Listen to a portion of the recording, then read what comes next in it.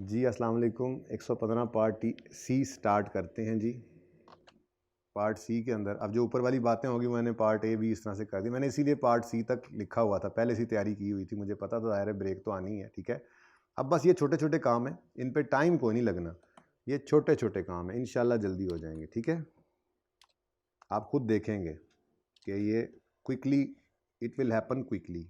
IFRS 15 page 535 में आए।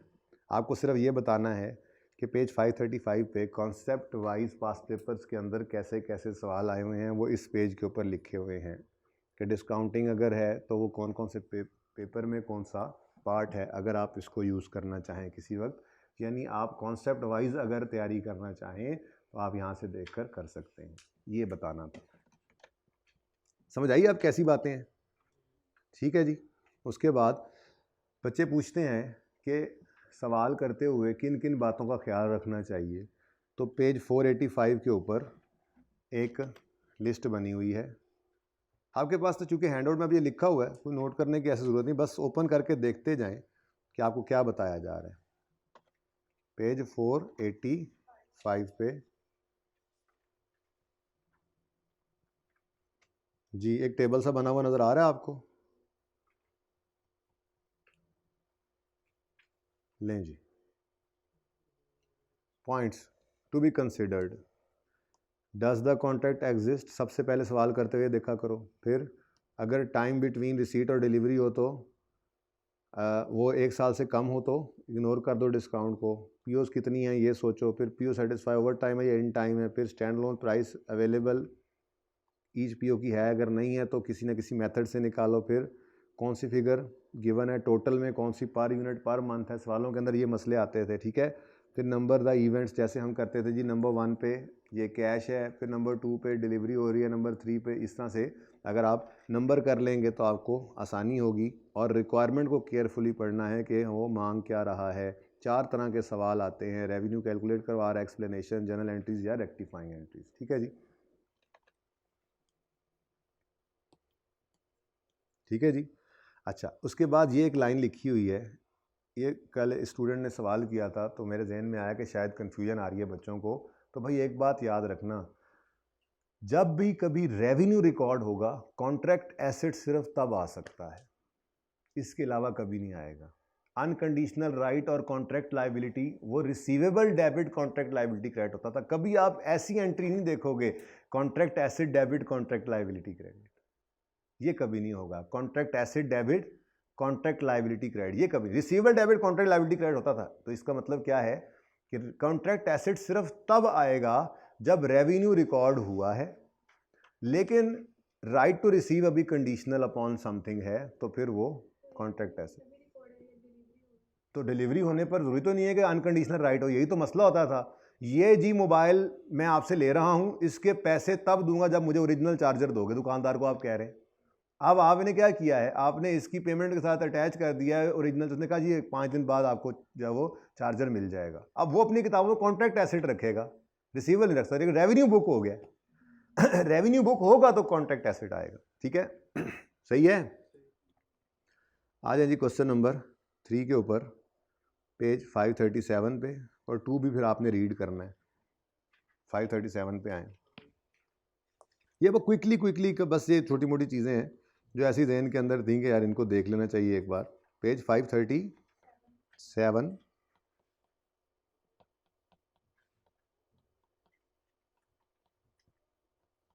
इस पर ना छोटी सी कैलकुलेशन सी है, बस वो मैंने आपको करवानी है। सवाल तो फिर आपने ये करने हैं जाके ना, आज हिम्मत करके ये सारा काम आपने बैठ के कर लेना जो हमने किया है, ताकि एकदम से आप सारा ये भी रिवाइज कर चुके हों।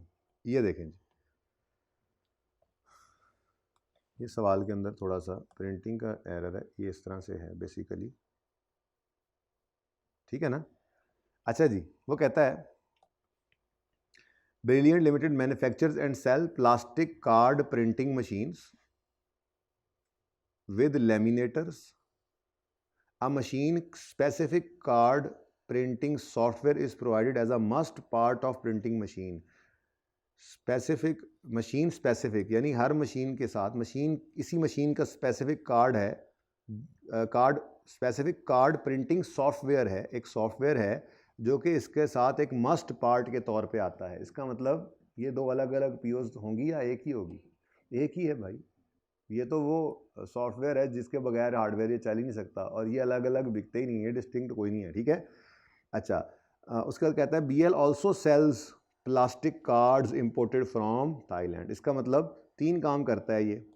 Plastic card printing machine with software, laminators कहते हैं जब कार्ड बन जाता है ना तो उसको वो गर्म सी मशीन के अंदर से गुजारा जाता है ताकि वो उसके ऊपर जो है वो जो प्लास्टिक है वो पक्का हो जाए, ठीक है।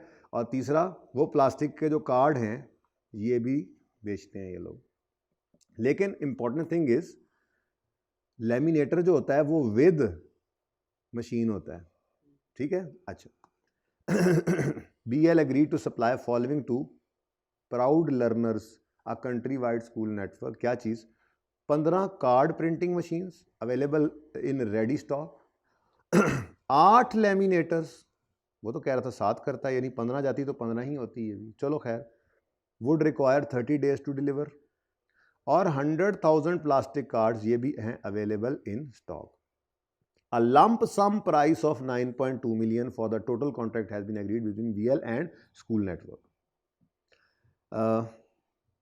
Cost and list price of goods are, card printing machine की कॉस्ट है, लेमिनेटर की कॉस्ट अवेलेबल नहीं है, ठीक है। सॉरी, सेलिंग प्राइस अवेलेबल नहीं है। हाँ, कॉस्ट इसकी अलग अलग है। असल में वो क्या कह रहा था कि वो कार्ड और प्रिंटिंग मशीन को साथ ही बेचते हैं, तो 6 लाख की बनाते हैं दोनों चीज़ें और 8 लाख की बेच देते हैं। अब लेमिनेटर की क्या कीमत है ये नहीं पता।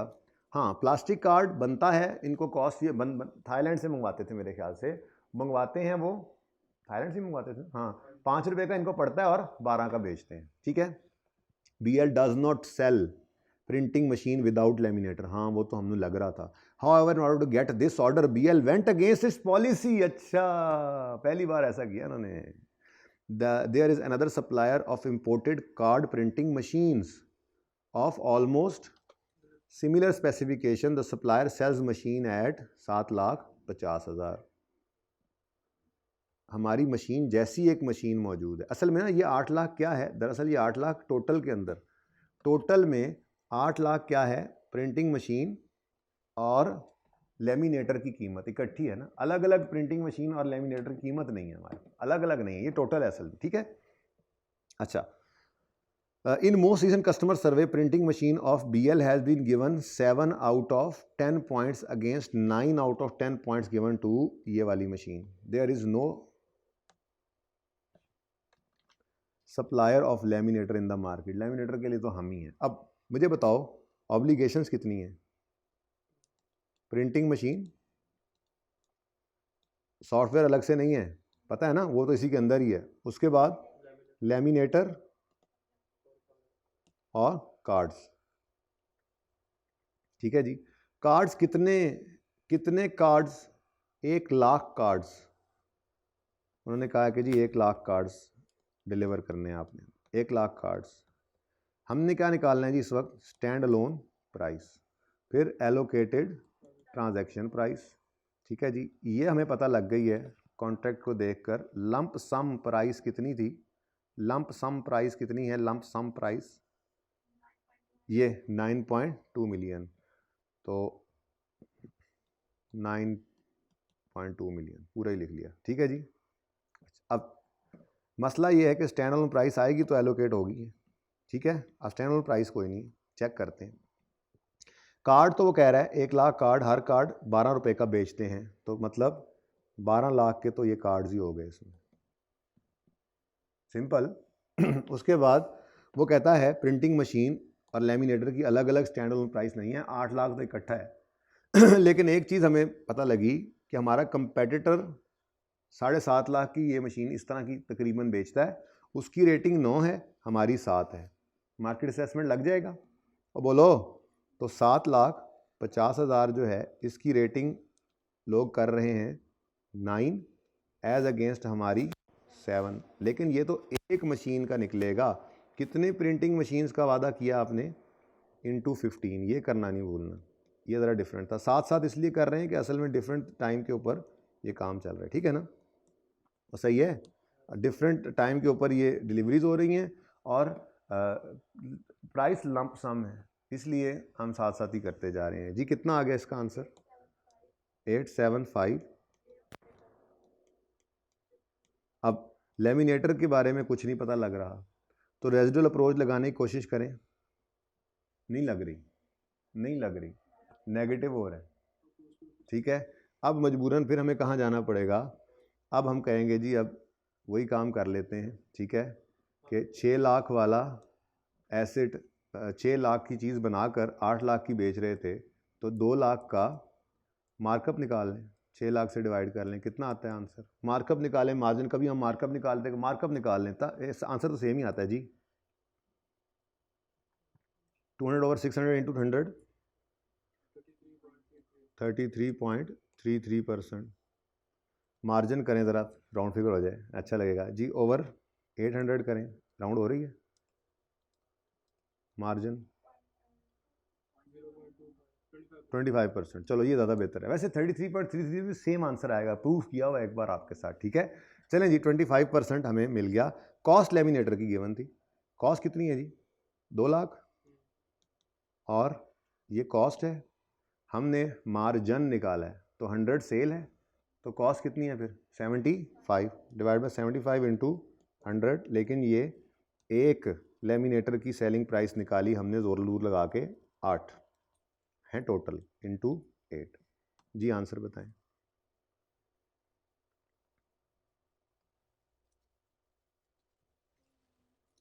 टू 1 3 3 3 3 3, ऐसे ही है, आगे काम कर लोगे अब आप, ठीक है। पिक्चर लेनी है, जल्दी से ले लें।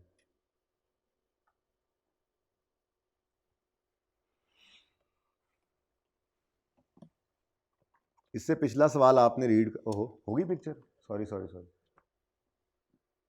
इससे पिछला सवाल यानी नंबरिंग में इससे अगला सवाल, वो आपने जस्ट रीड कर लेना है एक बार, ठीक है। कोई मसला तो नहीं है उसमें जी। इससे पिछले सवाल के ऊपर क्वेश्चन नंबर 2 है, देखें ज़रा।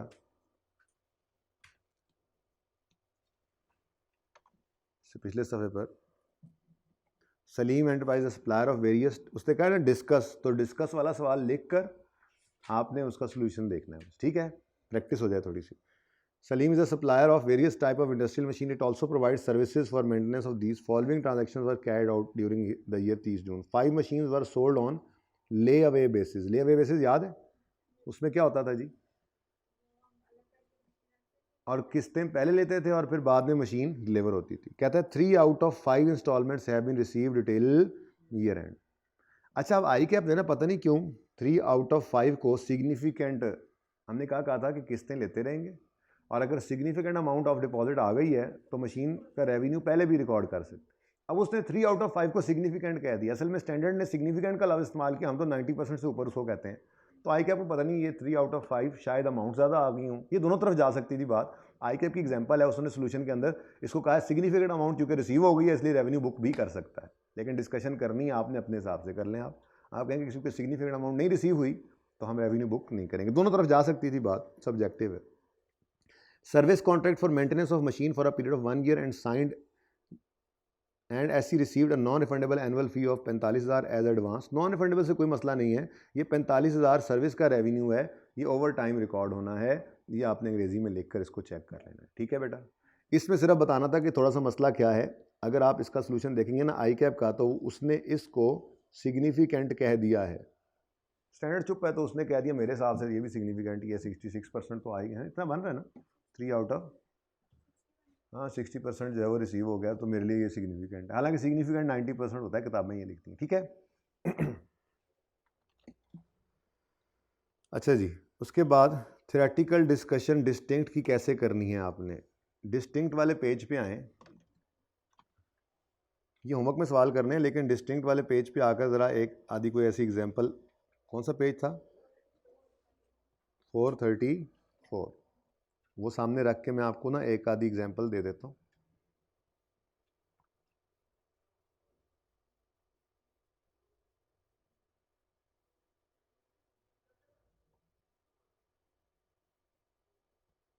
जी बच्चों, आपके सवाल के अंदर उसने कहा कि मिसाल के तौर पे आपने आलू प्याज टमाटर का एक कॉन्ट्रैक्ट किया है, डिस्कस करो।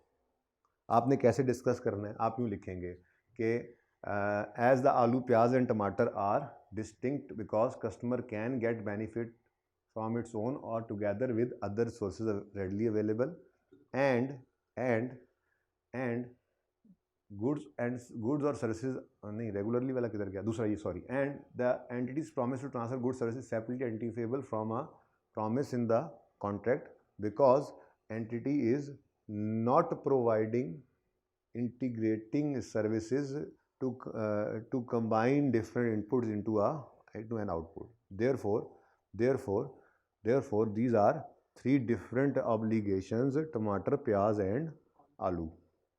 ठीक है, सही है, ऐसे जवाब लिखना है, डिस्टिंक्ट वाला थ्योरी कैसे लिखनी है। ठीक है, दूसरा आ गया आपको सवाल कि जी आपके साथ चाय के एक या कॉफ़ी के एक कप का सेलर ने कॉन्ट्रैक्ट किया है, डिस्कस करो। अब क्या कहोगे? As the goods and services, the goods की बात करें, द चीनी पत्ती and coffee are distinct within their self, are distinct within itself as customer can benefit from its own but they are not distinct, they are not separately identifiable from other promises in the contract. जो भी example इनमें से fit हो जाए वो लिखनी है आगे। ठीक है, एज कस्टमर इज प्रोवाइडिंग, जो डज नॉट प्रोवाइड करे तो डिस्टिंक्ट है, तो हमारे ने क्या कर दिया, प्रोवाइड कर दी। As the customer is providing significant integrating services of combining different inputs into an output. therefore there is a single performance obligation which is delivery of cup of tea या कॉफ़ी। ठीक है, इस तरह से करके आपने आंसर लिखना है। इनमें से कोई जे डॉट वाला आ जाता है, ठीक है, तो आप क्या कहोगे? Good services are distinct within themselves but they are not separately identifiable from the contract because seller is significantly modifying. ठीक है, because the good and service, the alteration significantly modifies the kurta, therefore these are there is only one performance obligation, that is delivery of modified kurta। ठीक है ना, तो ये दो अलग अलग obligations नहीं। इस तरह से करके आपने इसका जवाब, ठीक है, ये थोड़ा सा आपको सफ़ा सामने रख कर बताना था, इसको इस तरह से आपने करना है। ठीक है जी, होमवर्क में ये सवाल आपने कर लेने। ओके, ठीक है। अच्छा जी, IS 21 के पेज 482 पे तशरीफ़ लाएँ। एक सवाल छोटा सा सिर्फ दिखाना है कंपैरिजन में उससे नीचे किए हुए सवाल के साथ जो हमने किया हुआ था। उससे नीचे वाला सवाल हमने किया हुआ है ऑलरेडी, उसके ऊपर वाला सवाल जो उसके कंपैरिजन में सिर्फ दिखाना है। तो पेज 482, पेज के एंड वाला सवाल हमने किया हुआ है, देखो उस जैसा ज़रूर किया हुआ होगा। पेज 482, ये मैं क्वेश्चन 19 की बात करने लगा हूँ। क्वेश्चन 19 के अंदर सिर्फ ये चीज़ का मसला है, द टर्म ऑफ लोन, देखो, loan is repayable at the end of 3rd year. ये इकट्ठा लोन एक ही बार वापस होना है, किस्तों में वापस नहीं होना। ऐसा सवाल हमने किया था कोई? शायद किया हो, शायद ना किया हो, लेकिन इसका और नीचे वाले सवाल का फ़र्क क्या है?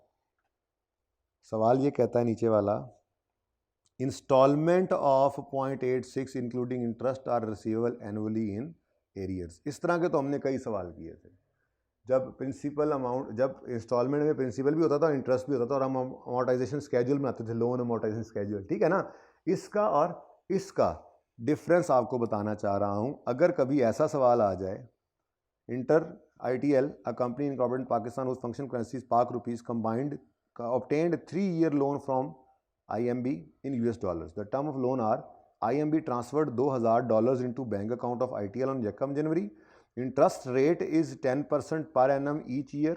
Loan is repayable at the end of 3rd year. इसका मतलब देखते हैं, अभी देख लेते हैं, वही तो करवाने लगा हूँ। लेकिन फ़र्क दोनों में समझ आ रहा है, यहाँ पे क्या हो रहा था, किस्तें पे हो रही थी, प्रिंसिपल की भी और साथ में इंटरेस्ट भी होता था, हम उसको निकाल लेते थे। हालांकि ये मुश्किल काम था, ये आसान काम है, लेकिन चूंकि बच्चों के सामने नहीं होता तो इस सवाल को इसलिए आपके सामने रखा। सिर्फ मैंने वर्किंग करनी है, लेकिन आपने इस सवाल को घर जाके करना है। फिर ये जो आज काम देख रहे हैं, इसको जो सिर्फ तो बताने वाली चीज़ें थी वो सिर्फ बता दी, लेकिन जो सवाल जैसे कहा है कर लेना, पूरा कर लेना, वो सारे अगर बैठ के एक बार कर लोगे ना तो बहुत फ़ायदा होगा।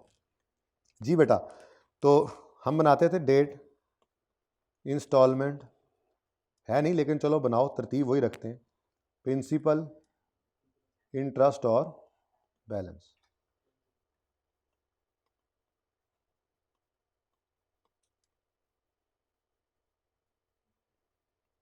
जी, यकम जनवरी 2000। अच्छा, हम ये डॉलर्स में बनाया करते थे पहले, याद है ना?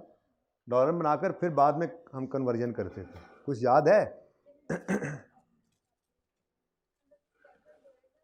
डॉलर से बनाते थे और जनरल एंट्रीज करते हुए कन्वर्जन करते थे, ठीक है ना? तो वही काम मैं कर रहा हूँ। $2000 हमें आ गए। 31 दिसंबर 17 पर इंटरेस्ट एक्सपेंस पहले निकालो, इंटरेस्ट पहले निकालो। इंटरेस्ट रेट कितना है जी? 10%, तो 200 रुपये का इंटरेस्ट आ गया। अब प्रिंसिपल तो कोई पे होना नहीं है, तो ये सारे की सारी ही इंस्टॉलमेंट बना लेना और ये 2000 ही रहेगा। इससे लिखा हुआ है interest is payable each year, का मतलब ये कभी नहीं ले लेना कि हर साल पेएबल रहेगा और 3 साल में इकट्ठा होता जाएगा। इसका मतलब होता है एग्रीमेंट में लिखा गया है पहले दिन बैठ कर के भाई ये पकड़ो लोन, इंटरेस्ट जो है वो पेएबल होगा हर साल के आखिरी दिन, तो फिर उसका मतलब खामोशी केस में कि कोई मसला नहीं हुआ, पे होता रहा। ठीक है जी, अगर ऐसा ना होता तो वो फिर ऐड होता है। तो कह रहा है कि इंटरेस्ट पेएबल हर साल के एंड पर, वो फिर कंपाउंडिंग होने लग जाती है ना। ठीक है, फिर इंटरेस्ट पे इंटरेस्ट निकलता है। उसके बाद जी 31 दिसंबर 18 आएगा, पहले इंटरेस्ट निकालो 200, फिर इंस्टॉलमेंट पे कर दो 200, प्रिंसिपल कोई नहीं है जी, और ये 2000 ही है। फिर 31 दिसंबर 19 आएगा, इंटरेस्ट निकालो 200 और इंस्टॉलमेंट भी 200 नहीं है, 3 साल पूरे हो गए, आज 200 भी पे करना है, 2000 भी पे करना है। याद आ रही हैं बातें? तो ये आसान काम था, बस मेरे ख्याल से मिस हो गया था करने से, तो ये लो जी, कर लोगे एंट्रीज 2200। जी जी, ये इजी है, बस सामने नहीं था। इसमें हमने सिर्फ इस सवाल को मैंने सिर्फ इसलिए रखा था कि हम इन दो को कंपेयर करवा सकें। ठीक है जी, ये फ़र्क है दोनों में। तो मुश्किल काम था, ये आसान है। पिक्चर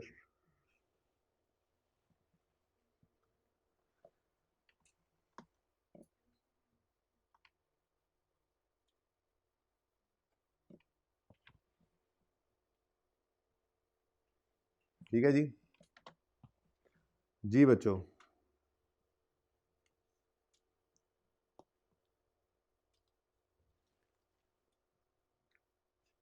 ये एमसीक्यूज करने हैं रीसेंट अटेम्प्ट के, ज़रा एक नज़र देख लें इनको। जी चलें, पेज नंबर 758 और 759 वॉल्यूम 2 का। जी, रीसेंट अटेम्प्ट के अंदर कुछ एमसीक्यूज आए थे, आपने जवाब बताने हैं मुझे। Select the most appropriate answer from options available for each of following multiple choice questions. SL purchased 1 million ordinary shares, investment in shares, ऐसे ही है, of another company at the fair value of 23 पर share. SL also incurred transaction cost of 0.5 million. अब अगर तो FVTPL हुआ तो 23 पर शेयर है, ट्रांजेक्शन कॉस्ट टोटल है, कितने शेयर्स खरीदे हैं? 1 मिलियन, शुक्र है, चलो 23 मिलियन, 23 मिलियन प्लस 0.5 FVTPL में नहीं होना, FVTOCI में हो जाना है, यानी ट्रांजैक्शन कॉस्ट FVTPL में ऐड नहीं होती थी, FVTOCI में ऐड हो जाती थी। कुछ याद आया? इंशाल्लाह रिवीजन में सारा कुछ याद आएगा आपको इंशाल्लाह। ठीक है, अच्छा, SL consider the investment as strategic equity investment and not held for trading. अगर हेल्ड फॉर ट्रेडिंग नहीं है तो फिर ऑप्शंस दो हैं। ठीक है, फिर दो ऑप्शंस हैं, इधर भी दो ऑप्शंस होते थे, आप चाहो तो FVTPL में जाओ, चाहो तो FVTOCI में चले जाओ, लेकिन ये इररिवोकेबल होता था, याद है? इररिवोकेबल इलेक्शन, इररिवोकेबल, लेकिन क्या चीज़ है? इलेक्शन। और अगर कोई इलेक्शन ना हो तो ये क्या होता था? Default category. ठीक है ना? ना समझ में आए, अपने वो ट्रीज ओपन करके इसको देखना। अब वो कहता है which of the following statement is or are correct in this regard, on initial recognition the investment can be recorded at 23 million or 23.5 depending on classification. ये तो बिल्कुल सही कह रहा है, अगर FETPL में गए तो 23 और FETOCI में गए तो 23.5। ये तो ठीक लग रही है मुझे बात। On subsequent measurement investment must be carried at fair value only, बिल्कुल सही कह रहा है। FETPL हो तब भी कैरी डाउन फेयर वैल्यू होती है, FETOCI हो तब भी कैरी डाउन में फेयर वैल्यू ही होती है। फ़र्क ये होता है कि गेन लॉस यहाँ PNL में चला जाता है, यहाँ गेन लॉस OCI में जाता है। तीसरा तो कोई ऑप्शन था ही नहीं जी, इन्वेस्टमेंट शेयर्स को रखने का कोई और ऑप्शन भी था? दो ही थे, अमोर्टाइज कॉस्ट, हाँ वो तो इन्वेस्टमेंट डिवेंचर का था, वो तो लोन का था, तो लोन पेबल का, ठीक है ना। तो इसका मतलब दोनों बातें सही हैं, ठीक है, बोथ आर करेक्ट। कहीं ये सोल्यूशन अगले सफ़े पे लिखे होंगे, देखो ज़रा सोल्यूशन अगले सफ़े पे लिखे होंगे, एक मिनट, ये ठीक है। तो इनको अपने सामने रख लो प्लीज़, ठीक है, इनको अपने सामने रख लो, मतलब बाद में जब मैं दिखाऊं तो फिर सामने से वहीं से देख लेना। Number 2, on 2 July company issued 5% debentures with a par value of 15 million for 20 million, यानी कि फेस वैल्यू 15 थी लेकिन इन्होंने प्रीमियम पे इशू किए हैं 20। अब इन्होंने इशू किए हैं तो ये issue price less transaction cost पे रिकॉर्ड होगा अगर अमोर्टाइज्ड है, अमोर्टाइज जो डिफ़ॉल्ट होती है, या FETOCI है। FETOCI भी इसमें होता था, याद है? हम चेक कर लेते, कोई मसला नहीं, मैं भी तो भूल सकता हूँ, लेकिन एक ही ओपन है, दूसरा ओपन करना पड़ेगा, IFRS 9 में आना पड़ेगा, यहाँ पे आके देखना पड़ेगा। नहीं, फाइनेंशियल लायबिलिटी है ना, अमोर्टाइज्ड कॉस्ट और ठीक है जी FETPL, इसमें नहीं था तीसरा जी, डन, ठीक है। तो या तो FETPL में होगा तो ट्रांजेक्शन कॉस्ट माइनस नहीं होगी, या फिर अमोर्टाइज कॉस्ट जो डिफ़ॉल्ट कैटेगरी है इसकी। अच्छा, डिफ़ॉल्ट क्या थी इसके अंदर? Amortise cost. और इन्वेस्टमेंट डिवेंचर की भी डिफ़ॉल्ट क्या है? डिफ़ॉल्ट अमोर्टाइज कॉस्ट ही है उसकी भी, लेकिन मिसमैच रिमूव करने के लिए एक हमने पॉइंट पढ़ा था, वो दोनों के अंदर ही उसी तरह से आता है, ठीक है। अच्छा,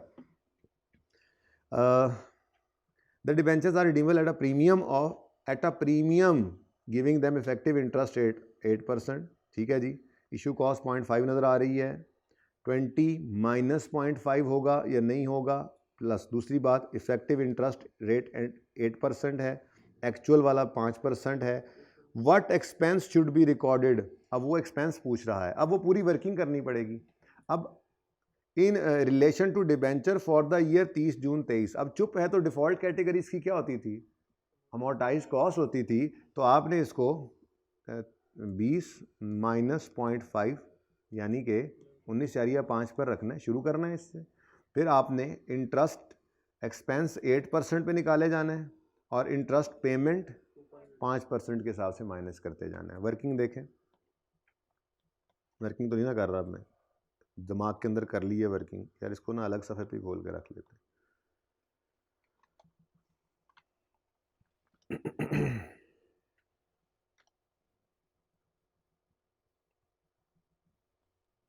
जी बच्चों, यही कह रहे हैं वो भी, ये 19.5 पे आ गया और 8% पर ये इंटरेस्ट आ गया और कूपन रेट पे माइनस हो गया। अब उसने पूछा था, आई थिंक ये पढ़ो ज़रा, क्या पूछा हुआ उसने, ध्यान से पढ़ो। What expense should be recorded in relation to debenture for the year, तो एक्सपेंस तो इफेक्टिव वाला हम रिकॉर्ड करते हैं, तो वो कितना आया जी हमारा 1.56, तो D is the correct option. Which of the following statement is are correct, acceptance of a gift without would result in familiarity threat to fundamental principles, बिल्कुल करता है। अब यहाँ पे ना थोड़ा सा एग्जाम्पल्स को याद करना मजबूरी थी हमारी, नहीं याद की हुई, क्या कर सकते हैं, ठीक है, इसको तो यहीं रहने दो, एक और ओपन कर लेते हैं। एथिक्स का चैप्टर ओपन हुआ, एग्जाम्पल्स वो जो करवाई थी उन एग्जाम्पल्स को अब याद रखना पड़ना था, उसमें लिखा हुआ है, एज इट इज़ लिखा हुआ है कोड के अंदर एग्जाम्पल में ना जी। फेमिलियरिटी थ्रेट किधर है, ये देखो, long association, acceptance of gift और प्रेफरेंशियल ट्रीटमेंट, अनलेस कि वो बहुत इनसिग्निफिकेंट वैल्यू का हो, ये क्रिएट करेगा familiarity threats. Example of circumstances that may include familiarity threat. ठीक है, तो बिल्कुल जी ये करता है familiarity threat. Commercial pressure from outside would result in self review threat to fundamental. Commercial pressure, commercial pressure, commercial pressure,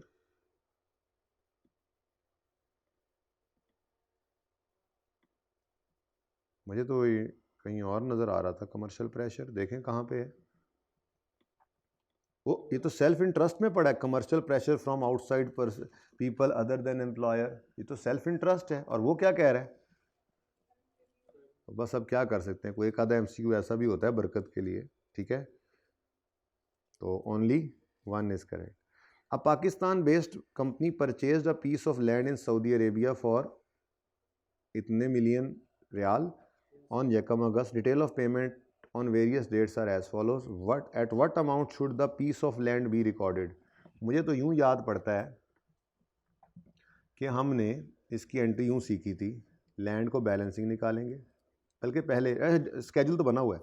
यकम मई 22 को उन्होंने पैसे दिए हैं 3 मिलियन, और वो कह रहा है कि हमने यकम अगस्त को खरीदी है, तो इसका मतलब यकम मई पर एडवांस गया होगा। बोलो, तो यकम मई पर एंट्री की होगी इन्होंने, मैं डॉलर्स में ये रियाल में कर रहा हूँ, ठीक है ना जी। यकम मई पर एंट्री की, चलो रेट भी लगा दूंगा। एडवांस फॉर लैंड, लैंड है, पीस ऑफ लैंड है ना, एडवांस फॉर लैंड डेबिट और कैश क्रेडिट। अब ये कैश कितना था, 3 मिलियन रियाल था, इंटू 65 जी बोले 195। उसके बाद यकम अगस्त को ये लैंड हमारे पास आ जाना है, तो लैंड को मैंने कहा था कि बैलेंसिंग निकाला करेंगे, और ये चूँकि लॉक हो चुका, मतलब इसमें अब कोई मसला हमें नहीं आना, ये एज इट इज़ आपको कहा था कि उतार लेना है आपने, तो एडवांस फॉर लैंड को आप क्रेडिट कर लें एज इट इज़। ये अब एक्सपोज टू करेंसी रिस्क नहीं है, ऐसा ही है, याद आ रही हैं बातें। अच्छा, उसके बाद कुछ मज़ीद इस दिन पे कर दिया, 5 मिलियन इस दिन पे किया है, और इस दिन रेट हो चुका हुआ है 74 का, कितना, और बाकी पेएबल है, वो कितना रह जाएगा, क्योंकि पेएबल इसलिए कह रहा हूँ कि हमारा ईयर एंड नहीं लिखा हुआ, यकम अक्टूबर पे। चलें, अब नज़र तो यही आ रहा है ना कि यकम अगस्त को लैंड, उसने पूछा क्या है, अगली बात तो नहीं कर रहा, उसने पूछा क्या है कि लैंड कितने पर रिकॉर्ड हो, तो लैंड तो जिस दिन आना है उस दिन हमारे नाम होना है, उस दिन रिकॉर्ड होना है ना, उसको तो रिकॉर्ड, इस दिन तो ये पेएबल ही है।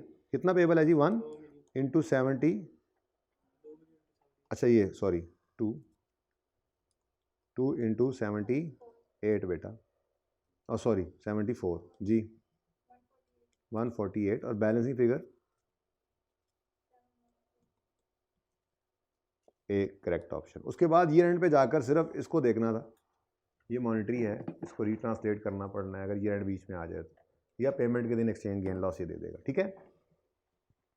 Which of the following statement is correct in light of IS 21? Investment in debt securities, in the light of IS 21, investment in debt security is a monetary item, investment in debt security is a monetary item. मुझे लगता है कल यही पढ़ा था हमने, मुझे लगता है कल यही पढ़ा था हमने, कल ये पढ़ा था हमने, टेबल पढ़ा था हमने, ठीक है जी बिल्कुल। इन्वेस्टमेंट इन डेट इंस्ट्रूमेंट्स, इन्वेस्टमेंट इन डिबेंचर्स, ये क्या है, मॉनिटरी आइटम है, बिल्कुल ठीक कह रहा है।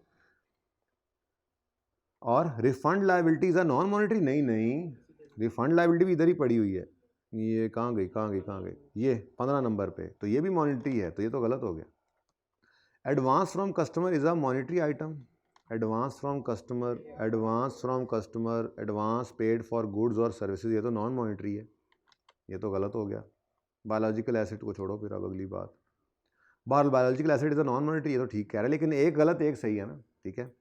Deferred government grant is a monetary item, नहीं भाई नहीं, डेफर्ड गवर्नमेंट ग्रांट तो सिर्फ इनकम बनती थी, देखो यहाँ कहीं ये एंट्री करके दिखाई थी कि ये लायबिलिटी होती है, नंबर 12, ये देखो, deferred government grant is a non monetary item, ये भी गलत हो गया। Deferred tax is a non monetary item, ये भी गलत है। Lease liability is a monetary item, right of use a non monetary item, ये ठीक कह रहा है, ये ठीक कह रहा है, आखिरकार मिल ही गया। Asgar Limited is currently negotiating acquisition of Busker Limited. Mr. Kareem ACA, besides being CFO of AL, is part of team negotiating acquisition. After becoming aware of potential acquisition, Kareem purchased 2 million shares of BL in name of his son. Oh, ethics, confidentiality. Which two of the following fundamental principle of ICAP code of ethics are, confidentiality तो है ही, दूसरा कौन सा है, objectivity नहीं, professional competence नहीं, बल्कि professional behaviour. Which two of the following assets require application of IS 41. वैसे भी आपको याद है, लेकिन एक टेबल बना हुआ था जिसके अंदर हमने कहा था कि वो जू वाले और वो सारे पढ़ के देखते हैं किन पर IS 41 नहीं लगना. टेबल को छोड़ो, उसूल पे जाओ. उसूल पढ़ाता हूँ आपको. उसूल उसूल उसूल उसूल. एक मिनट, सबसे स्टार्ट में जाते हैं. ये या आपने फॉर सेल पर्पस या फॉर क्रिएटिंग एडिशनल, वो चूजे, ठीक है, वो गद्दा था, गद्दा बड़ा हो रहा था, फिर चूजे थे और फिर गाय थी. ये 3 मकासद. या आपने उसको फॉर सेल पर्पस रखा हुआ, या उसने आपने उसको क्रिएटिंग एडिशनल बायोलॉजिकल एसिड रखा हुआ, या फॉर पर्पस ऑफ हार्वेस्टिंग रखा हुआ, तो ये एग्रीकल्चरल एक्टिविटी है, तो आप IS 41 को अप्लाई करोगे.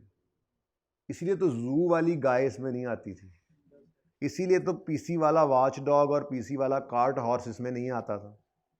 ठीक है, तो एनिमल केप्ट बाय जू फॉर अर्निंग टिकट रेवेन्यू नहीं, IS 41 नहीं, इस पे PPE IS 16 लगता है. ऐसे ही है. Parrots kept by restaurant to attract more customers, ना तो इन्होंने सेलिंग के लिए रखे हुए, ना एडिशनल पैरेट्स के लिए रखे हुए, ना हार्वेस्ट.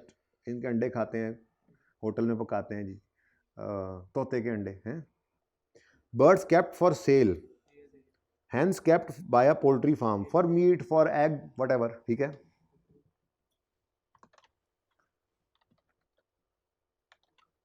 जी बच्चों. IFRS 9 का एक क्वेश्चन है नेक्स्ट पेज पे. अब क्वेश्चन के नाम से परेशान ना हो, है क्वेश्चन है, ICAP की किताब के अंदर है एक क्वेश्चन. आइडेंटिफाई क्लासिफिकेशन, आपके हैंडआउट्स के ऊपर है, आपके हैंडआउट्स पे है, आपके हैंडआउट्स पे है, किताब में नहीं था इसलिए इधर है. Identify classification of following financial liabilities. A 12% bank loan obtained by A limited payable in 5 years time. इसकी क्लासिफिकेशन क्या होगी जी? भाई एक बैंक लोन एक फाइनेंशियल लायबिलिटी है, चुप है तो amortise cost. 8% loan notes, amortise cost.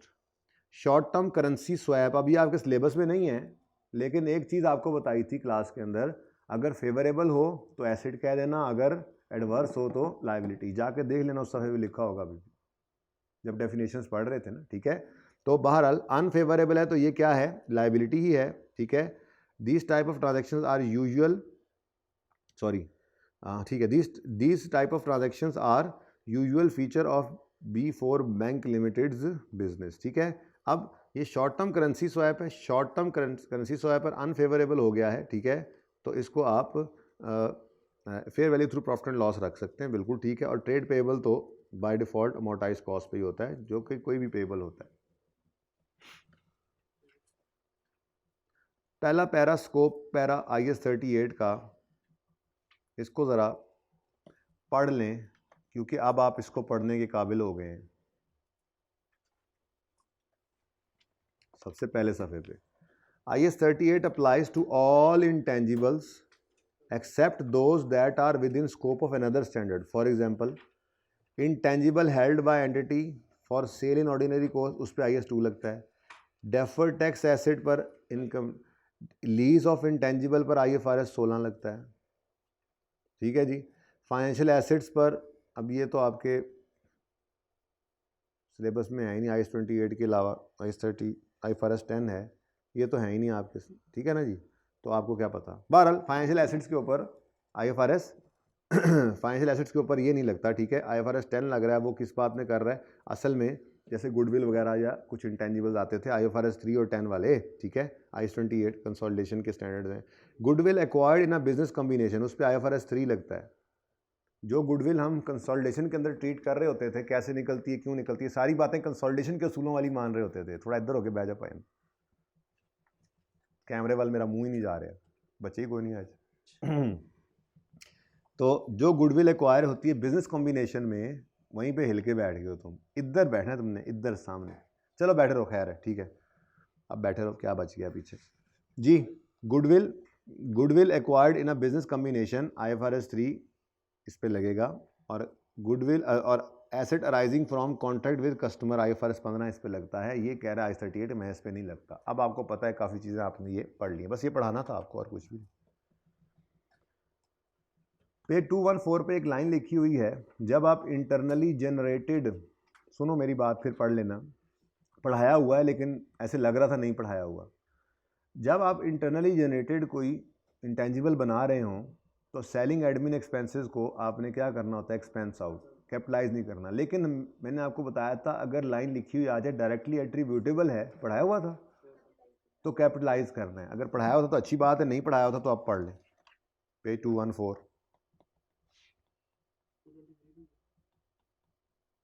इस पे नज़र आया था, यहाँ पे ये unless expenditure is directly attributable, ठीक है, सही है।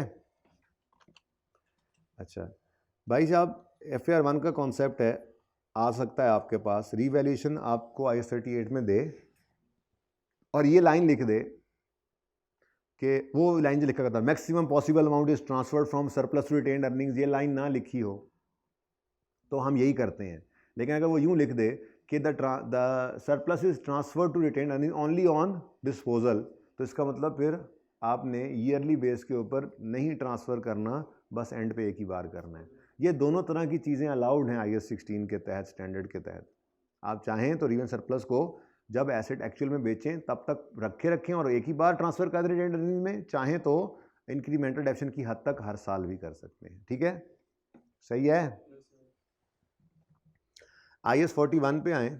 IAS 41 में एक क्वेश्चन है जिसके अंदर opening, just discussion of opening and, देखो ना मैंने लिखा भी हुआ जस्ट, परेशान ना हो, just discussion of opening and purchased heard की एज, उसमें मसला हो सकता था छोटा सा, ठीक है। पेज नंबर 603 है।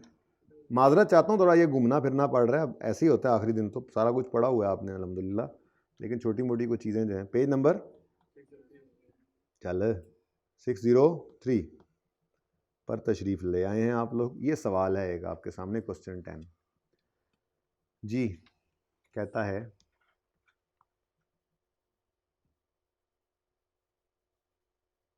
अच्छा जी, कहता है a farmer limited owned a dairy herd at 31 December. 2 MCQs रह गए हैं, लिखे हुए थे MCQs, नहीं लिखे, चलो मैं देखता हूँ, मुझे ऐसे लग रहा है। वो तो बेटा आगे है ना आपके हैंडआउट में भी, वो मैं आगे ले गया हूँ ना, आपने हैंडआउट आगे पढ़ा ही नहीं है। जो कल लिखा हुआ था वो आज ही बंट चुका है।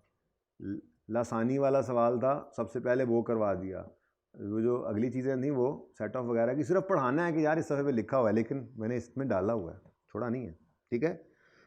ओके, कहता है a farmer owned a dairy herd at 31 December 18 herd are 3 year old और हाइपर्स आर 1.5 ईयर ओल्ड। अब ये ईयर एंड है हमारा, हमें तो ओपनिंग डेट के ऊपर इनकी एज चाहिए। अब मुसीबत में मारे गए और तेज़ी में 3 साल को ओपनिंग समझ बैठे, हालांकि ये क्लोजिंग एज गिवन थी। तो बस आपने यहाँ पे क्या करना है, 2,10,000 काउस ओपनिंग के ऊपर कितनी थी जी, अगर ईयर एंड पे 3 साल की तो ओपनिंग पर 2 साल की, ठीक है जी, ऑफ 2 ईयर, ठीक है जी। और जो आपने परचेज़ किए हाइफर्स, ठीक है, ऑल परचेज ऑन और बिफोर दिस, और ये परचेज यकम जुलाई को जो आपने परचेज किए, तो ये ईयर एंड पर अगर 1.5 साल के हो गए हैं, तो जिस दिन परचेज़ किए थे 75,000, उस दिन ये कितनी उम्र के थे, और कुछ नहीं इस सवाल के अंदर। हाँ, और ये ज़रूर है कि प्राइस और फिज़िकल में तोड़ना है, आपको याद है फिर हम ये कहते थे कि जी हमारे वाला दूसरे वाला, वो 2 लाइनें, ठीक है। तो अब बस ये याद रखना है, वैसे बताया भी हुआ है कि प्राइस और फिज़िकल में सिर्फ तब तोड़ना है अगर वो खुद आपको कहेगा, ठीक है जी।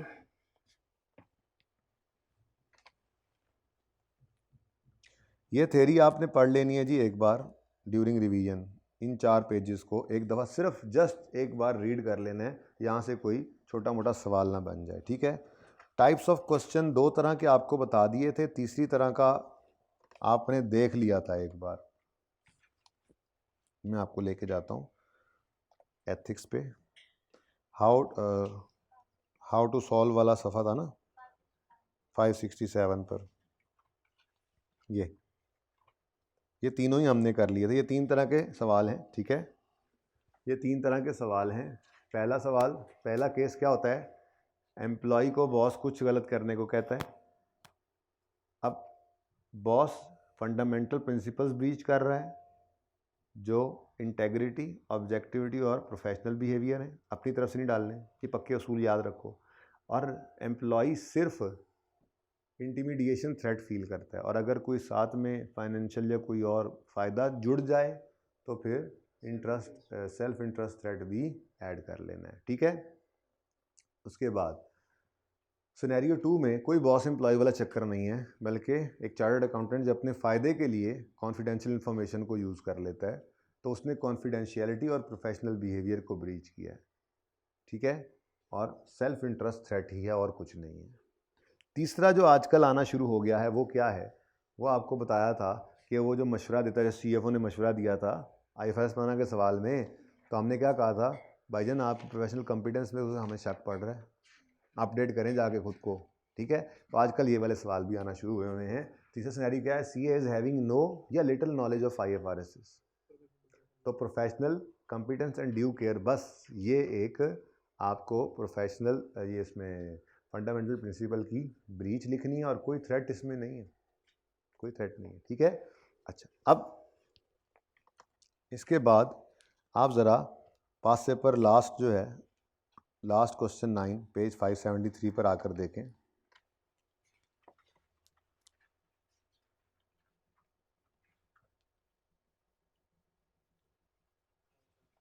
सिर्फ पढ़ना है, कोई मसला नहीं है ऐसा। ये देखें, you have recently joined as finance manager of Mercury Limited and have been asked by the CFO to prepare a PowerPoint presentation on ML's financial statement for the half year for board of directors meeting. Recently, these financial statements are finalized by CFO who is a chartered accountant. अब आपको boss ने कहा है, ठीक है, आप finance manager हैं, कि आप ये बना दें। While preparing presentation, you have noted that a 5-story building purchased in July 22, हमारे साल में ही, by ML was entirely classified as investment property. IFR 1. ML uses the ground and first floor for its administrative purposes, while remaining 3 floors were rented out to different tenants and will be sold in future.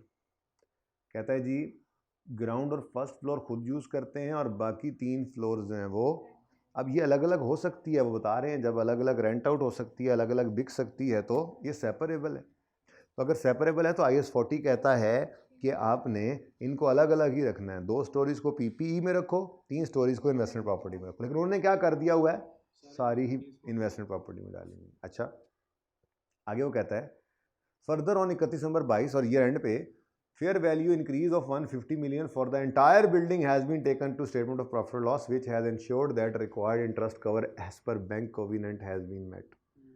सारे का सारा gain P&L में ले गए हैं, और इसकी वजह क्या है, असल में ना बैंक कोविनेंट का मतलब होता है बैंक ने लोन दिया होता है, और वो कहता है आपका प्रॉफिट एक सर्टन परसेंटेज से नीचे गया तो हो सकता है हम लोन वापस ले लें, हमें खतरा पड़ जाएगा कि आप मसले मसाइल में गिर गए, ठीक है ना, इसको कहते हैं लोन कोविनेंट। तो वो कहता है कि जी सारा गेन वहाँ पे फेंका है ताकि हमारा वो कोविनेंट, वो थ्रेशोल्ड वो मीट हो जाए। अच्छा जी, अब मसला क्या है, काम तो CFO ने गलत किया हुआ अकाउंटिंग ट्रीटमेंट के हिसाब से, ठीक है। अब या तो सिर्फ बेईमानी है या फिर कोई प्रोफेशनल कॉम्पिटेंस का भी मसला है, देखते हैं। कहता है the CFO is of the view that IFRS allows such application as ML only uses less than 50% of building for its own use. ऐसी कोई बात IAS 40 में हमने पढ़ी थी? IAS 40 में ऐसी कोई बात नहीं थी। ने कहा था अगर एक मंजिल भी अलग हो सकती है तो वो PP में डालो, बाकी इन्वेस्टमेंट प्रॉपर्टी। तो कॉम्पिटेंस का मसला तो है। आगे कहता फर्दर ही further explained that non compliance of loan covenant should be avoided at any cost as the bank loan would become immediately payable upon non compliance. साथ ही उसने थोड़ा अनबाइस भी हो गया, अपना बाइसनेस भी शो कर दी है, ऑब्जेक्टिविटी भी ब्रीच हो रही है। प्रोफेशनल कॉम्पिटेंस का तो मसला था ही था, साथ साथ इसकी नीयत में भी फतूर लग रहा है। क्या कह रहा है कि जी किसी भी सूरत में ये लोन कोविनेंट नहीं ख़त्म होना चाहिए, वरना इमीडिएटली पेएबल हो जाएगा ये loan. This would create significant financial difficulties for ML which may even result in closure of business. अब यहाँ पर वो ब्रीच है कर रहा प्रोफेशनल कॉम्पिटेंस ड्यू केयर की, अपने आप को नॉलेज को अपडेट नहीं कर रहा। दूसरा ऑब्जेक्टिविटी के ऊपर भी मसला आ रहा है, ठीक है।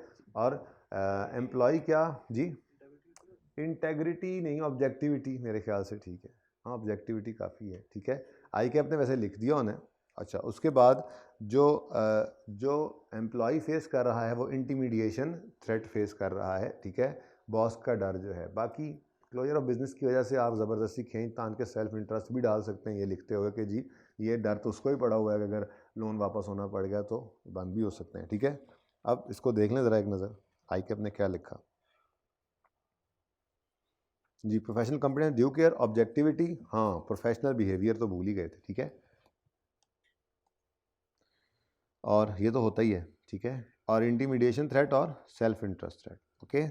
आप किसी एक को याद कर लो ना, इसी को याद कर लो, देखो ना इसके अंदर 5 सेफ गार्ड्स बड़े प्यारे तरीके से लिखे हुए हैं, ओके। तो आप किसी एक को याद कर लोगे तो आपको बाकियों में भी हेल्प मिलती रहा करेगी, ठीक है। IS 1037 के अंदर ये छोटे छोटे 2-3 सवाल हैं, कोई मसले वाली बात नहीं है, सिर्फ इनको देखना है आपने एक दफ़ा, अगर आप लोगों की इजाज़त हो तो हम इनको देख लें। सबसे पहले क्वेश्चन नंबर 16, सबसे बड़ा सवाल यही है जो हमने देखने वाले सवालों की बात की है ना।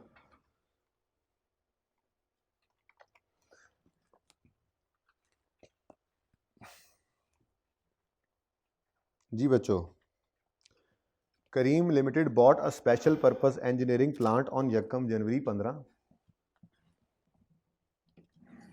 भाई ज़रा बुलाओ असगर को, फ़ौरन बुलाओ, चले जाओ बेशक, फ़ोन करो जल्दी से बुलाओ, उसे कहो कि अब क्लास जोर के बाद ही होगी, अब पता नहीं उनका क्या बनता है। कोई अल्लाह करे निकले ना हो, जो निकल आया तो उन्होंने तो मुझे बहुत मारना है। मैं इसलिए कह रहा हूँ कि आपको ख़त्म करके मैं ज़रा बैठ के तैयारी करूँ आराम से, थोड़ा दिमाग भी जगह पे आएगा। अब इतना कुछ पढ़ाने के बाद मेरे पल्ले तो कुछ नहीं बचा, सारी हार्ड डिस्क तो खाली हो गई है। Karim limited bought a special purpose engineering plant and on यकम जनवरी 15 at a cost of 1755 million inclusive of sales tax 17%, जो कि रिफंडेबल है। हम क्या करें, रिफंडेबल को एसिड कॉस्ट का पार्ट नहीं बनाते तो एसिड की कॉस्ट में से निकालना है।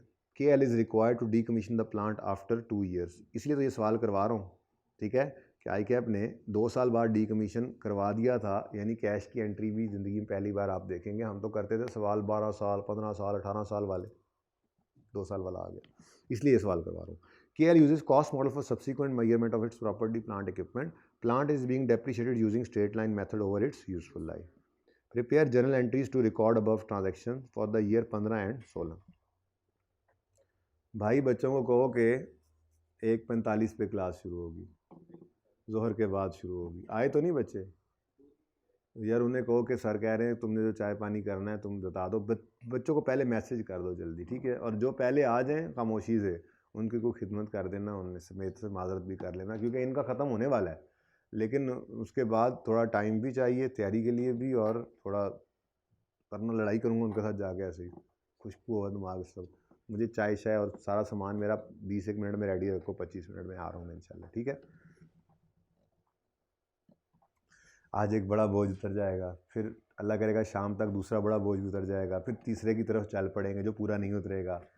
तो जूम में ये करूँगा मैं, बीच में छुट्टियों में कुछ ना कुछ करता रहूँगा आपके साथ, के सॉल्यूशंस भेजता रहूँगा आपको, क्वेश्चंस आप करते रहेंगे, और फिर आखिरी दिन हम इंशाल्लाह एक दिन के लिए दोबारा मिलेंगे। और आप, क्योंकि आपको रिवीजन में इंशाल्लाह बहुत फ़ायदा होगा अल्लाह ने चाहा तो पहली क्लास में, तो आप इंशाल्लाह वेट करेंगे, आप लोग आएंगे भी सही, ठीक है इंशाल्लाह, अगर मैं कर पाया तो।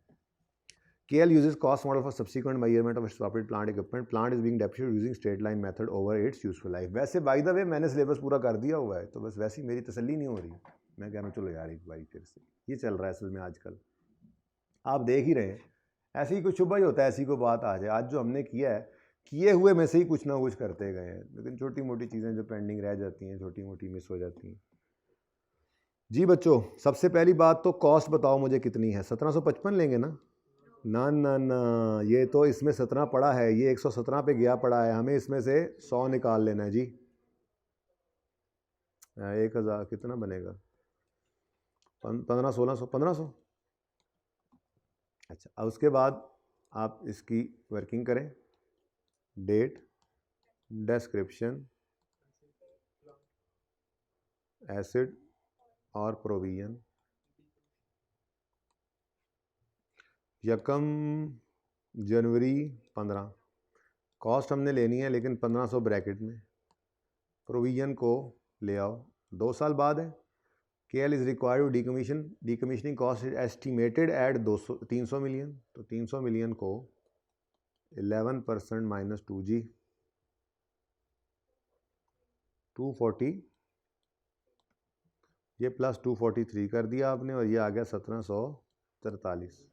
ठीक है, उसके बाद आपने पहली एंट्री करनी है यकम जनवरी 15 पर PPE डेबिट, कैश क्रेडिट और प्रोविजन फॉर डीकमीशनिंग क्रेडिट। 1743, 1500 और 243, यही करते थे ना जी। उसके बाद आप एसिड को डेप्रीशिएट करते जाएंगे। हाँ, एक एंट्री इसी दिन आपने अब वो जो प्लांट में से निकाल दिया है, कितना निकाल दिया है प्लांट में से, 255 निकाल दिया है ना। प्लांट में से तो क्रेडिट PPE में से पड़ा था ना, PPE के अंदर, प्लांट के अंदर पड़ा था, क्रेडिट कर दिया आपने, तो इसको कहाँ रखना है, रिफंडेबल टैक्स है तो रिसीवेबल बना लो या रिफंडेबल बना लो। ठीक है, रिसीवेबल, क्या चीज़ रिसीवेबल है जी, सेल्स टैक्स। रिसीवेबल डेबिट कर दिया आपने, और यानी आप सीधी वाली एंट्री कर लेना, कैश क्रेडिट कितने से जी, इन दोनों का डिफरेंस ले लें या 1755 डिवाइड बाई 117 इंटू 17 कर दें, 255 आ गया। उसके बाद आप बाकी सारी एंट्रीज करते जाएंगे, हर साल इंटरेस्ट की करते करते करते हो गई गुम, वही वाली बात, एक की चोंच और एक की दुम। 31 दिसंबर 2016 आ जाएगा, ICAP जहाँ तक ले आया था, और इस दिन बढ़ के प्रोविजन आपकी पहुँच चुकी होगी 300 पे, इसको डेबिट करके ये एक एंट्री भी ICAP ने करवाई थी आपसे फिर इस अटेम्प्ट में। ठीक है जी, डन।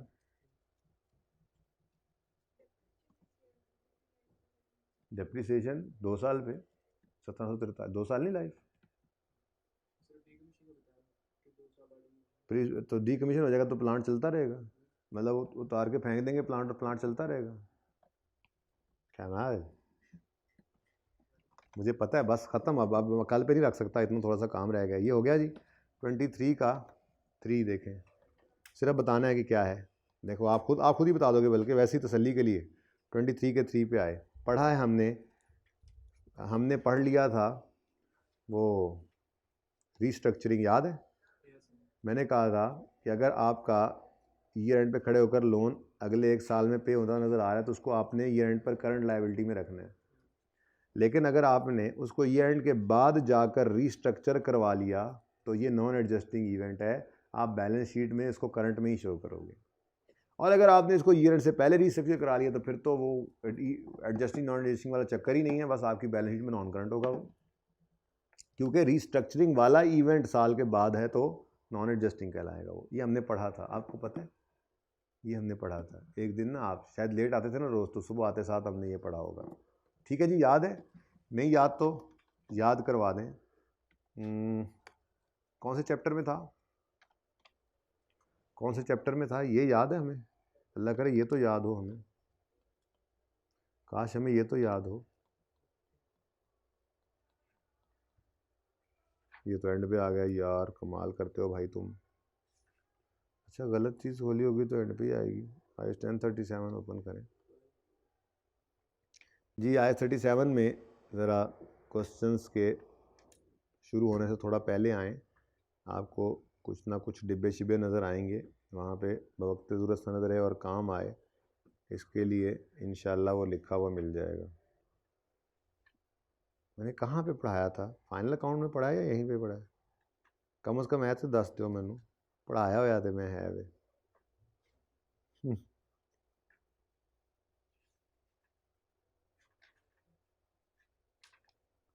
पॉज करें जी।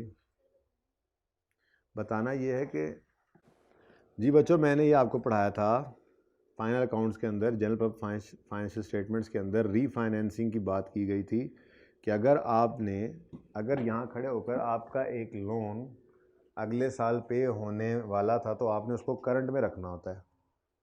ईयर एंड से पहले अगर आपने बैंक से बात करके उसको रीस्ट्रक्चर रीफाइनेंस करवा लिया कि मज़ीद कई साल बाद पे होगा, तो फिर नॉन करंट में शो कर देना, तो मसला ही कोई नहीं है।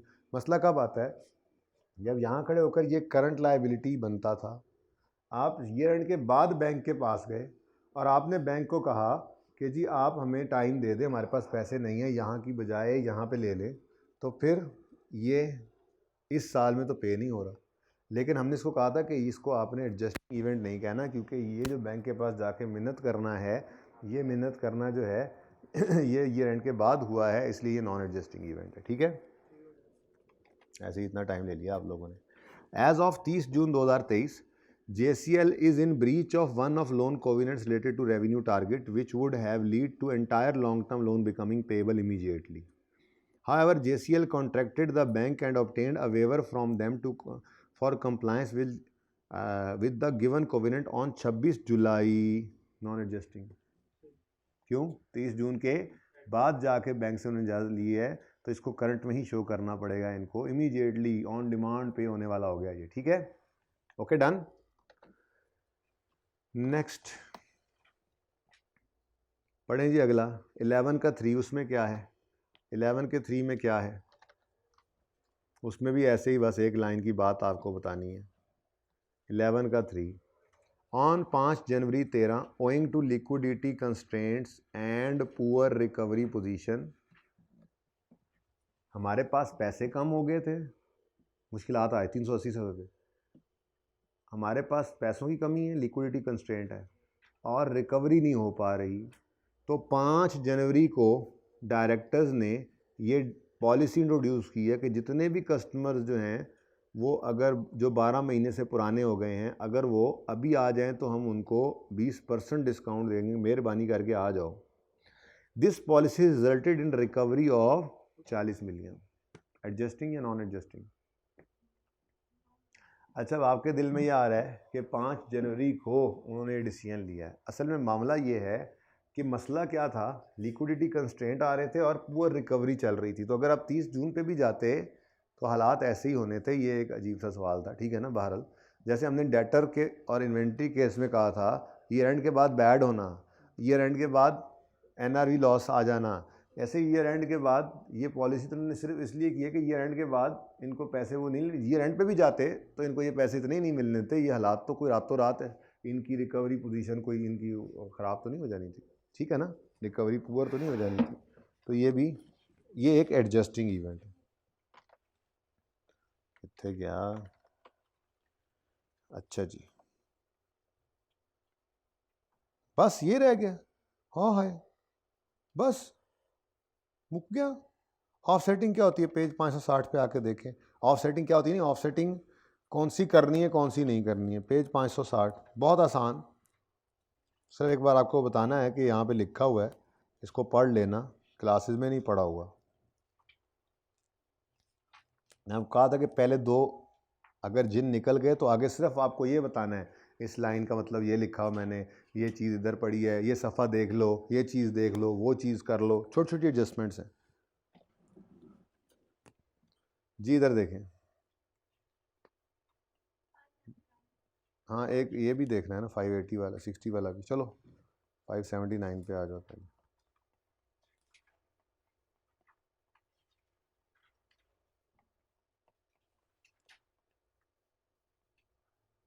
जी बच्चों,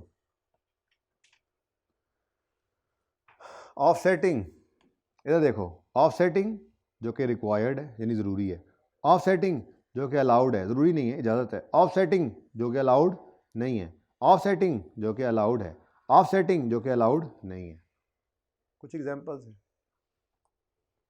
सबसे पहली बात, एसेट्स एंड लायबिलिटीज़ ऑफसेटिंग जो कि नहीं अलाउड, वो कहता है सेल्स टैक्स अगर पेएबल टू गवर्नमेंट है और income tax receivable from government है, यानी कि कोई रिफंडेबल जैसे होता है, इनको आपने नेट नहीं करना पाकिस्तानी लॉ के मुताबिक। Offsetting is not allowed. ठीक हो गया, ऑफसेट नहीं करना, डन। अच्छा, offsetting of asset liability that is allowed, debtor और क्रेडिटर एक ही बंदा है तो हम उसको ऑफसेट कर सकते हैं, this is allowed. Offsetting of income and expense that is not allowed, वो कहता है जी कि कॉस्ट ऑफ सेल को सेल में से ऑफसेट करके, सिर्फ ये नहीं आपने करना, आपका P&L यहाँ शुरू हो रहा हो,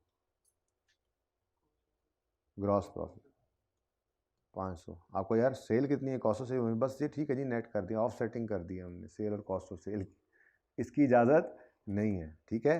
ये ऐसे ही होना चाहिए, आपकी sale less cost of sale, okay. Even sale भी आपने जो नोट के अंदर बनानी है, उसमें कुछ चीज़ें जो हैं वो आपको जो है वो दिखानी पड़ती हैं ग्रॉस अप करके, ठीक है, इसकी इजाज़त नहीं है, ओके। अच्छा, offsetting income expense that is allowed, deducting carrying value of PPE from its cell proceed on disposal. असल में ना आपको एक बात बताऊं, add other income less expenses, कुछ लोग ये कहते हैं, अदर एक्सपेंसेस कर लो, कुछ लोग ये कहते हैं कि आपका जो एसेट बिका है उसकी बुक वैल्यू 160 थी और यहाँ से माइनस कर दो, और वो बिका 180 का है, वो अदर इनकम में लिख दो। ये बात समझ आई? 160 वाला एसेट 180 का बिका है, ठीक है ना, तो सेल प्रोसीड अदर इनकम में लिख दो, उसकी बुक वैल्यू अदर एक्सपेंस में माइनस कर दो, इसकी भी ऑफसेटिंग की इजाज़त है। असल में ये तो हम देख ही पहली बार रहे हैं, हम इसमें तो करते ही हमेशा ऑफसेटिंग थे, हम नेट करके गेन या लॉस निकालते थे, और गेन है तो अदर इनकम, लॉस है तो अदर एक्सपेंस पे ले जाते थे, ठीक है। तो इसकी ऑफसेटिंग की इजाज़त भी है, यानी आप 180 माइनस 160 करें, इसको अलग से ना शो करें, और इसी को किस पे शो कर दें, 20 के गेन पे। Offsetting that is allowed, offsetting of income and expense that is required, deduct करो ट्रेड डिस्काउंट को फ्रॉम ग्रॉस सेल। हाँ, वो अलग बात है कि हमारा डिडक्ट तो करना है इसको, लेकिन हमारा कंपनी लॉ कहता है कि इसको नोट के अंदर ज़रा शो करके डिडक्ट करो, दिखाओ ग्रॉस और उसमें से एज अ डिडक्शन शो करो, करना ज़रूर है, ठीक है, सही है जी, ये ऑफसेटिंग है। उसके बाद पेज 560 पे आए, ये टेबल आपने एक दफ़ा पढ़ लेना है, वैसे मेरा नहीं ख्याल कि आपको ज़रूरत पड़ेगी, इंशाल्लाह आप माशाल्लाह तगड़े हो गए, ठीक है, आपको पता है, सवाल को देखकर आपको आइडिया हो जाता है कि कौन सा एक्सपेंस कॉस्ट ऑफ सेल में जाना है, कौन सा सेलिंग में, कौन सा एडमिन में। नॉर्मली जो परेशान करने वाले होते हैं ना, वो यही होते हैं, जैसे आपको पता है opening stock, purchases, carriage inward, plant machinery की depreciation, factory rent, factory power, factory lighting, factory expense, purchase return, ये तो आना ही कॉस्ट ऑफ सेल में। फिर carriage outward, warehouse wages, warehouse finish goods warehouse, ठीक है ना, ये कौन सा होगा, फिनिश गुड्स वेयर हाउस।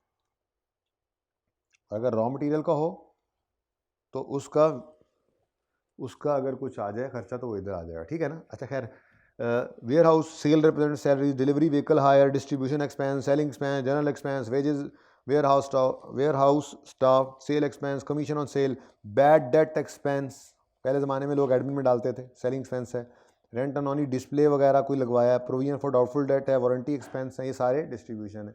तो इनको बेटा एक नज़र आपने ना पढ़ लेना है, ताकि अगर कभी डिफरेंट एक्सपेंसेस आएँ तो क्लासीफाई करना आपके लिए आसान रहे, ठीक है।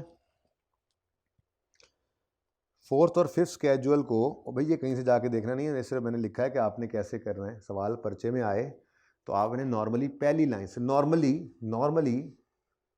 यहाँ लिखा नहीं था मैंने, fourth sale identify properly in paper from first line, properly from first line normally मैंने लिखना था, प्रॉपरली आगे ही प्रॉपरली लिख दिया, मैं सही कर रहा हूँ ये जी, ठीक है।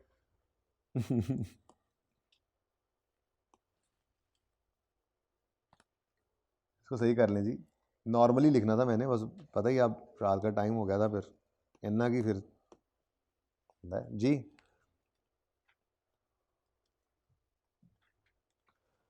मतलब सवाल की पहली लाइन से आपको नॉर्मली पता लग जाया करेगा, जैसे सवाल में लिखा होगा फलां ABC limited is a listed company, अब जैसे ही लिस्टेड देखा पता लग गया फोर्थ स्केजुअल लगना है, और अगर नहीं लिखा हुआ, PVT लिखा हुआ है, उसके अलावा कुछ लिखा हुआ है, तो फिर फोर्थ स्केजुअल नहीं लगेगा, फिर तो लग जाएगा, ठीक है ना। तो प्रॉपरली आइडेंटिफाई कर लेना है सवाल को, नॉर्मली पहली लाइन से हो जाया करेगा, ठीक है। उसके बाद एक बात जो आपको परेशान करती है, कौन से बैलेंसेस ट्रायल में ओपनिंग होते हैं और कौन से क्लोजिंग। पास पेपर 4 ओपन करें ना ज़रा, ताकि उसको देख कर एक नज़र, थोड़ा सा पेज नंबर मुझे अगर बता देना आप लोग, तो मैं ज़रा आसानी से पहुंच जाऊंगा।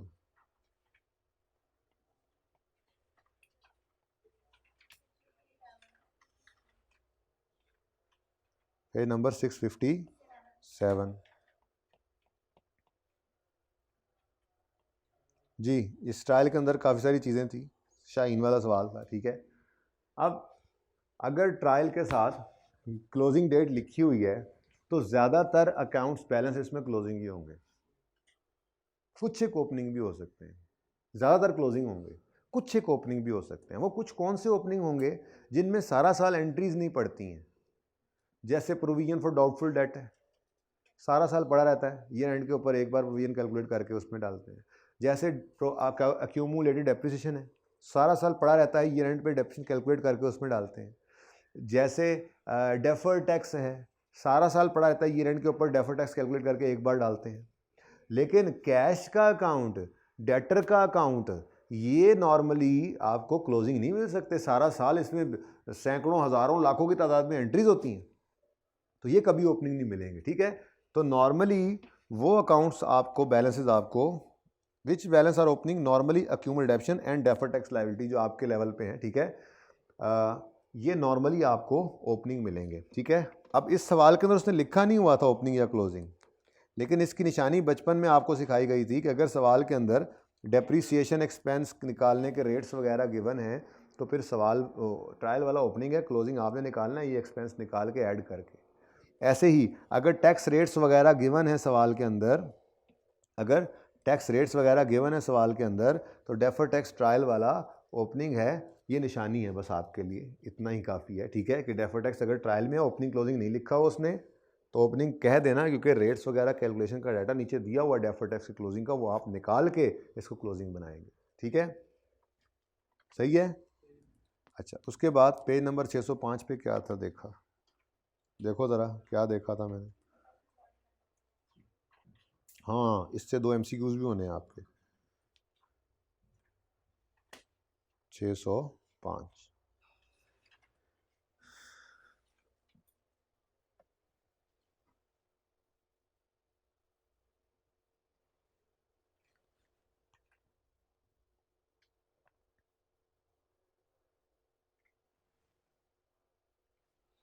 जी, एक लाइन इसमें से ये पढ़ लें, one of the role of SCCP is to decide accounting rule that must be applied in Pakistan. Decide कौन करता है कौन से स्टैंडर्ड्स अप्लाई होने हैं? SCCP, मैं और आप नहीं करते। लेकिन अगली बात, ICAP regulates the chartered accountancy profession, ठीक है जी, अच्छा बड़ी मेहरबानी, ये बात छोड़ो, अगली बात बताओ जो काम की है। It is the body responsible for recommending accounting standards for notification by SCCP। Recommend करता है SCCP को ICAP, और नोटिफाई डिसाइड वही करता है कि कौन से वाले। तो रेकमेंडेशन होगी हमारी तरफ से, मशवरा हमारा होगा, और डिसीजन SCCP का होगा, ठीक है, ओके। उसके बाद ये MCQs आपने अब ट्राई कर लेने, इसको कुछ भी नहीं होगा आप, ठीक है। इसमें ये जो आखिरी 2 MCQs है ना, स्पेसिफिकली इन 2 MCQs के लिए ज़रा चेक कर लो, वैसे ऐसी नज़र तो डालो ज़रा, है, मैं डलवा दूँ नज़र, फ़ायदा ये, आ जाओ मैं डलवा देता हूँ नज़र जी। कौन कौन से आखिरी दोनों जो लिखे हुए हैं, 29 और 30, फिर अब यही 2 करवा रहा हूँ, बाकी फिर वो 29, ओहो ये तो अभी थोड़ी देर पहले पढ़ाया। End is year end is 30 June 19, चलो ये अब आ गया। तो when it has a long term loan due on February 20, यानी कि करंट में डालना था। The loan is refinanced on July 20, नहीं, अब वो चाहे जब मर्जी पे होना है, हमारे लिए वो करंट लाइबिलिटी में ही रहेगा, ये मैंने पढ़ा दिया, ठीक है ना। इसी तरह के MCQs हैं जी, ठीक है, ये भी इसी तरह का है। तो ये जो मैंने MCQs लिखे हुए हैं, इन्हीं के अंदर इंशाल्लाह आपको ये भी 2 MCQs मिलेंगे, जिसमें एक या दो, एक शायद मिल जाए, एक था या 2 थे मैंने देखे थे, जिसमें ये लाइन लिखनी आपको, ये जो लाइन पढ़ी है ना, कि जो अकाउंटिंग रूल्स डिसाइड करने कौन से लगने हैं वो SCCP ने करने हैं, और उनको रेकमेंड करना है हमने ICAP ने, ठीक है। 607 के टॉप पे आओ, क्या कहता है बॉक्स? 607 तो बहुत दूर है, लड़ाई होगी ये बार। ये कौन है जज्बाती? ज़रा बच्चे हैं, स्टूडेंट्स हैं, उन्हें अर्ज़ करो कि यार थोड़ा शोर कम मचा दें, उनकी बहुत मेहरबानी, प्यार से कहना मेरे बच्चों को, डांटता मैं खुद ही हूँ बस जी। ये बड़ा इम्पोर्टेंट बॉक्स है कि आपने डिस्क्लोजर वाले सवालों को टैकल कैसे करना है। ठीक है, पढ़ लीजिएगा, इसको फ़ायदा होगा। फिक्स वाला सवाल past paper 6, past paper 1 BSZ वाला सवाल, या फिर बाकी डिस्क्लोजर के सवाल आप जो थे। ठीक है, MCQ 1 और 2 शायद यही थे जिनको देखकर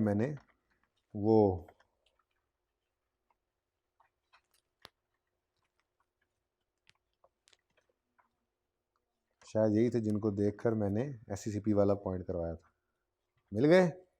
चलो अब ये भी आपने करने हैं। वैसे तो हो गए हैं। Which of the following body or institution decides on accounting rules that must be applied? Securities and Exchange Commission of Pakistan. ठीक है, बोर हो रहे हो? खत्म करता हूँ ना बस।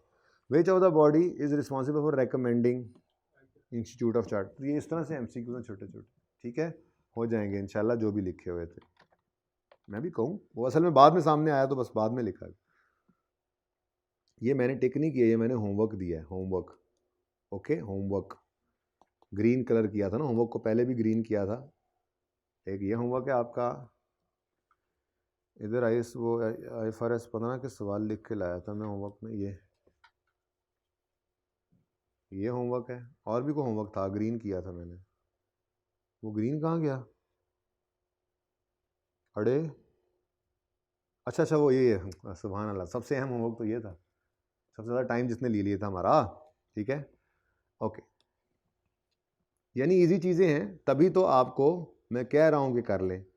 सेल डन के एडजस्टमेंट हालांकि हमने कर ली थी शाहीन वाले सवाल में, मैंने इसके ऊपर बात, लेकिन थोड़ी सी इसकी मज़ीद प्रैक्टिस हो जाए। ठीक है जी, तो इसके ऊपर आएँ ज़रा। क्वेश्चन नंबर 3 की adjustment 1।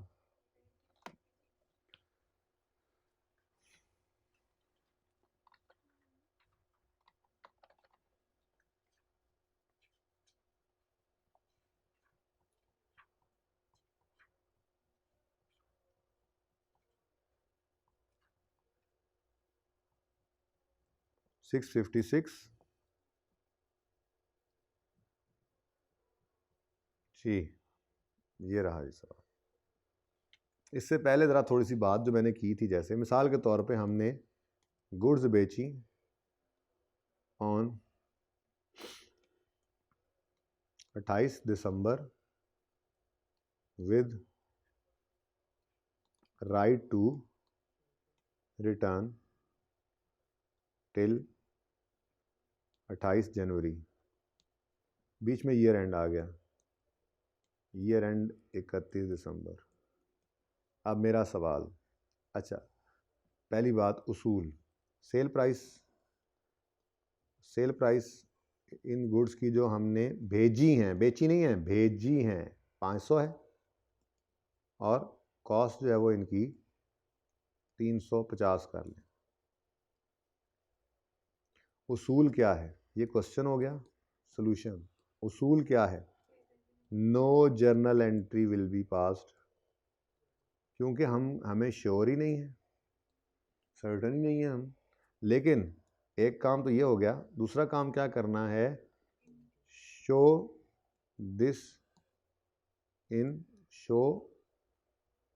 these goods in our stock, वो आर स्टॉक विद कस्टमर्स। ठीक है, हाँ ठीक है जी, ये थोड़ी सी बुनियादी सी बात हमने की। अब ज़रा आएँ और आकर देखें इस एडजस्टमेंट को। सेल इंक्लूड, सेल में शामिल है an amount of 27 million made to a customer under sale on return agreement. The sale had been made at cost plus 20 and expiry date of return of these goods is July अगला साल। हमारा year and 30 जून 15। हाँ जी, गलत हो गया। अब सिर्फ ये मामला नहीं है कि रिकॉर्ड नहीं करनी, बल्कि उसने क्या कर दिया है, सेल इंक्लूड। तो क्या करोगे? रिवर्स करोगे। जर्नल एंट्री में सेल डेबिट और डेटर क्रेडिट करोगे, कितने से? 27 से। और दूसरा काम क्या करना है जी? ऐड करना है इसको स्टॉक में। कॉस्ट ऑफ सेल वाली एंट्री कर नहीं सकते, वो हम बेसिक नहीं, वो खुद ब खुद होगी। मैं कहना ये चाह रहा हूँ कि ट्रायल में अगर आप गौर फरमाएं, मैंने स्टॉक लब दो तो ओपनिंग स्टॉक पड़ा है और परचेजेस पड़ी हैं, तो opening plus purchase less closing वाला मामला खुद करना है ना आपने। तो जब आप क्लोजिंग स्टॉक को सही कर देंगे, उसमें इसको ऐड कर देंगे, तो क्लोजिंग स्टॉक जो है वो खुद ब खुद जब बढ़ेगा तो कॉस्ट ऑफ सेल सही हो जाएगी, ठीक है ना। और अगर ट्रायल में कॉस्ट ऑफ सेल पड़ी होती तो परपेचुअल की तरह से एंट्री कर देते, सीधे ही कॉस्ट ऑफ सेल को सही कर देते, फिर क्लोजिंग स्टॉक ट्रायल में पड़ा होता, ठीक है ना। सही है। तो 27 मार्कअप पर बेचा है, तो ये क्या है 120 है, हमें 100 चाहिए, कितना आता है, ये कितना आता है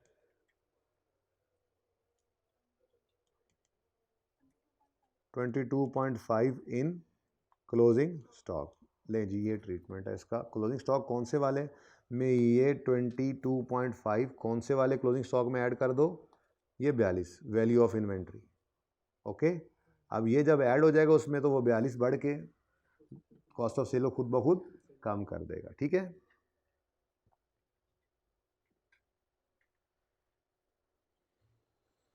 मैंने तो सूल भी लिखवाए हुए हैं, मैंने ऐसे ही आज इस पॉइंट को, मेरे नज़र में नहीं आया ये वाला पॉइंट। जी बच्चों चलें आगे। अब मशहूर ज़माना क्वेश्चन नंबर 13, आखिरी बात। इसमें कोई सवाल है तो पूरा करवाने की तो मेरी हिम्मत नहीं रही है, लेकिन आप पूरा करवा भी सकता हूँ, एडजस्टमेंट डिस्कस करता जाता हूँ। मैं तो कहता हूँ कर लेते हैं, या एक काम भी हो सकता है,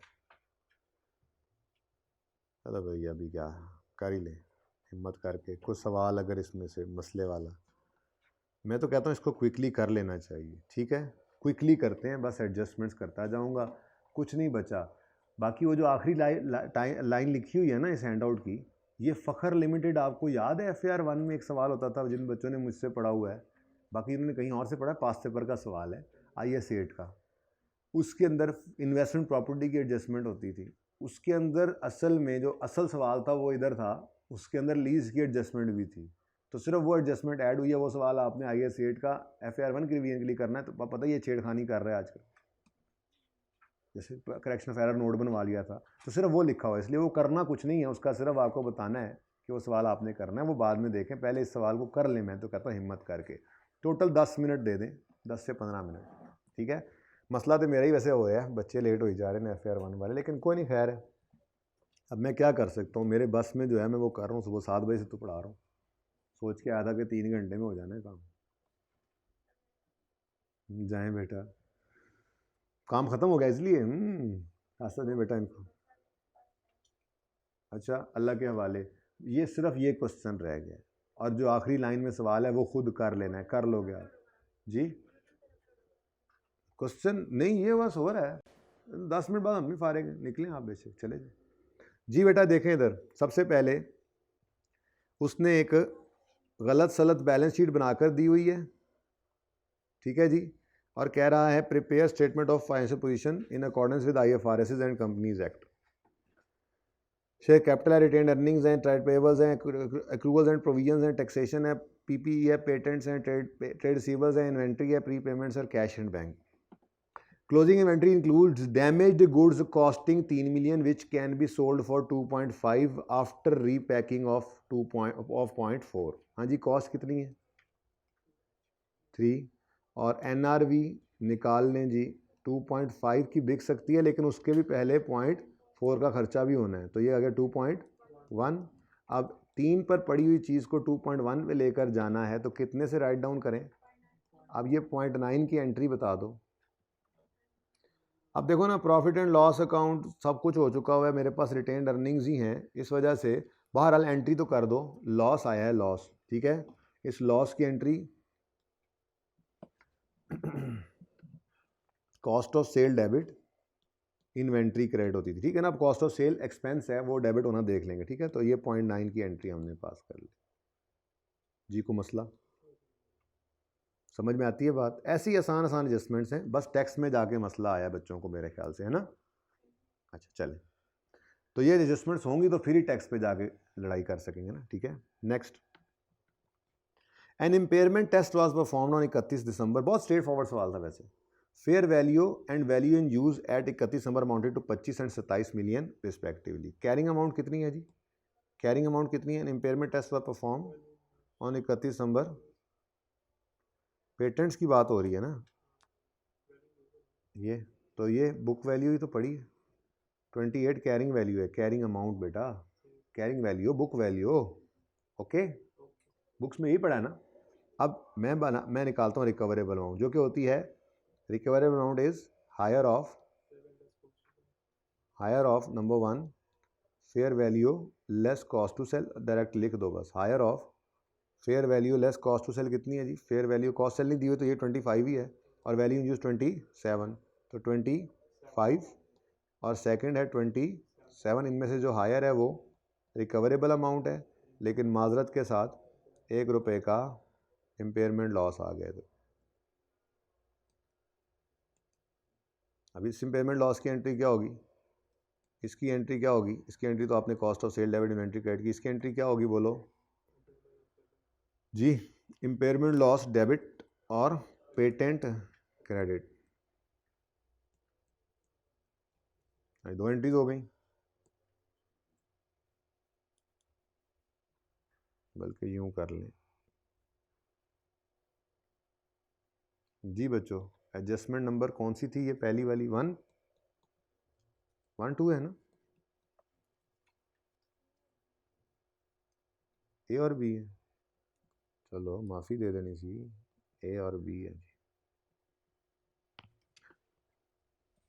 जी बच्चे। नेक्स्ट कहता है tax liability is net of deferred tax asset, oh my god, amounting to 12 million. ये बात कर रहा है टैक्स लायबिलिटी इसकी, लायबिलिटीज में नजर आ रहा है ना 215, ये सही नहीं है जी, ये सही नहीं है। एडजस्टमेंट नंबर इधर ही ले आओ बल्कि इसको, एडजस्टमेंट सी। हाँ जी, क्या हुआ? इस तरह का सवाल सेफ गार्ड में आपने किया था ना, ठीक है। वो क्या कह रहा है? वो कह रहा है कि जी CTP जो होता है और जो DT पता नहीं L है या A है, क्या है? Tax liabilities net of deferred tax asset है, एसेट डेफर्ड टैक्स एसेट, जो कि कितना है? 15 12। अब नेट हो गया, मतलब लायबिलिटी में से एसेट नेट हो गया है। जो आंसर है नेट की टैक्स लायबिलिटी वो नज़र आ रही है बैलेंस शीट के मुंह के ऊपर 215। ये नहीं होना चाहिए था, दिस इज रॉन्ग। आपको DTA अलग नॉन करंट एसेट में दिखाना है और CTP अलग आपने दिखाना है करंट लायबिलिटीज के फेस पर। तो रिवर्स वर्किंग करें, 215 में 12 ऐड करें तो 227, ठीक है जी। ये जाएगा आपका करंट लायबिलिटीज़ में और ये जाएगा आपका नॉन करंट एसेट्स में, ठीक है। ये जनाब आपकी एडजस्टमेंट सी भी होगी। सवाल आसान था, बस मौका नहीं बन सका, रोज़ ही तैयार होते रहे, आज कर दें आते कल कर दें आते, कभी आपका मूड नहीं कभी मेरा मूड नहीं, और बात यहाँ तक आन पहुँची। इसलिए कहते हैं जो काम हो कर दो जी। नेक्स्ट है ऑन यकम जनवरी 14 SL acquired 5 vehicles costing 8.5 on lease. As per lease agreement, 4 annual installments of 2.5 million are payable in advance on Yakam January each साल.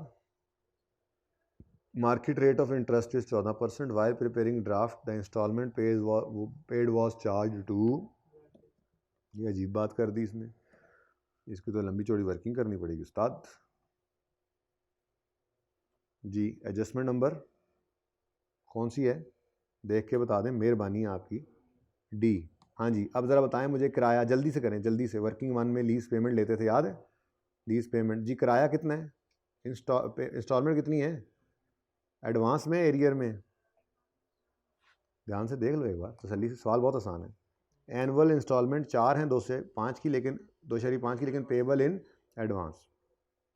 इंटरेस्ट रेट 4%, आगे तो गलती 14%, आगे है गलती, ठीक है। 8.5 की कॉस्ट थी, हमें कॉस्ट से क्या, इसको तो साइड पे करो, ठीक है। अब आ जाओ जी, काम शुरू करें। 2.5 और 4 लीज पेमेंट्स, 2.5 इंटू 4, हमने इसका क्या करना, हम डायरेक्ट चलेंगे present value of lease payment में, बड़े हो गए आप, ठीक है। तो 2.5 पहले वाले को मत करो, अगले 3 2.5 को डिस्काउंट कर लो, 1 माइनस 1.14 है, माइनस 4, 5 थी ना, 5 साल है ना लाइफ, 3 है। मैं ये निशान लगा के आया हूँ 4, अच्छा 4, तो एक गई तो बाकी 3 है जी। 0.14, answer is 8.3। Date, instalment, principal, interest और बैलेंस जी। यकम जनवरी 2014 पर बैलेंस होगा 8.3। इसी दिन पहली इंस्टॉलमेंट आ जाएगी, कोई इंटरेस्ट नहीं, सारे का सारा प्रिंसिपल बकाया 5.8 जी।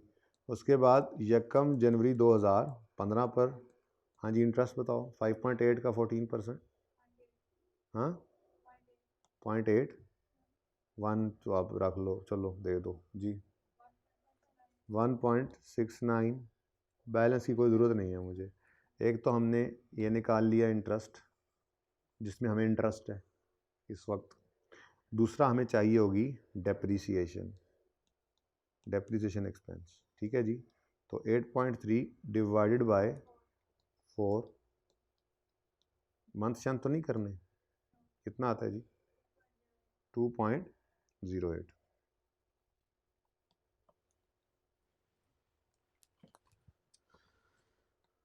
ज़ीरो 8 1 नहीं कर लो, माफ़ी भी दे दो अब। अच्छा जी, अब क्या करेंगे हम, इधर देखो, ये देखना सारे, डेप्रीसिएशन रिकॉर्ड करनी है, इंटरेस्ट एक्सपेंस रिकॉर्ड करना है, और जो उसने गलत किया उसको उल्टा देना है, दैट्स इट। ऐसे सिखाया हुआ है ना। उसने रॉन्ग क्या किया हुआ है, उसने रेंट डेबिट कैश क्रेडिट किया हुआ है, ठीक है। तो कितना 2.5 से, अब बोलो अब क्या करना, क्या है जी, करना क्या है जी, करना क्या है, हमने हमने हमने एक्सपेंस बढ़ाना है इंटरेस्ट के नाम से, एक्सपेंस बढ़ाना है डेप्रिसिएशन के नाम से, और एक्सपेंस कम करना है 2.5 रेंट के नाम से। गलती सही करनी है। और बैलेंस शीट के अंदर, मैं बैलेंस शीट नहीं बना रहा, मुझे मसला बच्चे को टैक्स में आया है ना, और मैं बस टैक्स की कैलकुलेशन करूँगा, बनाएंगे आप लोग ही अब। तो बैलेंस शीट के अंदर वैसे क्या जाना है, बैलेंस शीट के अंदर आपको पता है राइट ऑफ यूज जाएगा 8.3 माइनस 2.1 पे, और लीज लाइबिलिटी जाएगी करंट और नॉन करंट ऐड करके, वो मैंने इसलिए लिखा ही नहीं कि मैं आगे नहीं जा रहा इससे, ठीक है जी। समझ आती है बात की। तो P&L के अंदर क्या होना है, जो हमने करना था वो सारा कर देंगे ना, और जिसने गलत किया उसको उल्टा देंगे। कैश तो क्रेडिट होना था, वो हो भी गया, उसको कुछ नहीं करना, सिर्फ रेंट की गलती होगी, वो रेंट को उल्टा देना है, ठीक है। रेंट एक्सपेंस, समझ आती है बात। चलो नेक्स्ट, हाँ जी। SL depreciates vehicle over a period of 5 years assuming straight line. Due to increasing bad debts, management is of the view that provision for doubtful debts need to be increased from, लो जी debtors 645 के हैं, provision अलग से आ रही है, बोलो, sorry ये तो पेबल हैं, ट्रेड रिसीवेबल 630 जी 600, जाहिर है मेरी भी एंड हुई है जी, 630 का रिसीवेबल है। अब बैलेंस शीट के अंदर आपको कहीं पे प्रोविजन नज़र नहीं आ रही, ये एक्रूवल्स एंड प्रोविजन वो हैं, I-37 वाली प्रोविजन होंगी, प्रोविजन फॉर डाउटफुल डेट कहीं फेस पे है नज़र में आपके, तो उसका मतलब ही यही होता है कि वो नेट हो चुकी हुई है डेटर से। एक्यूमुलेटेड ऑप्शन नज़र नहीं आ रही है आपको, तो मतलब PPE किस पे नज़र आ रहा है, बुक वैल्यू पे, ठीक है ना।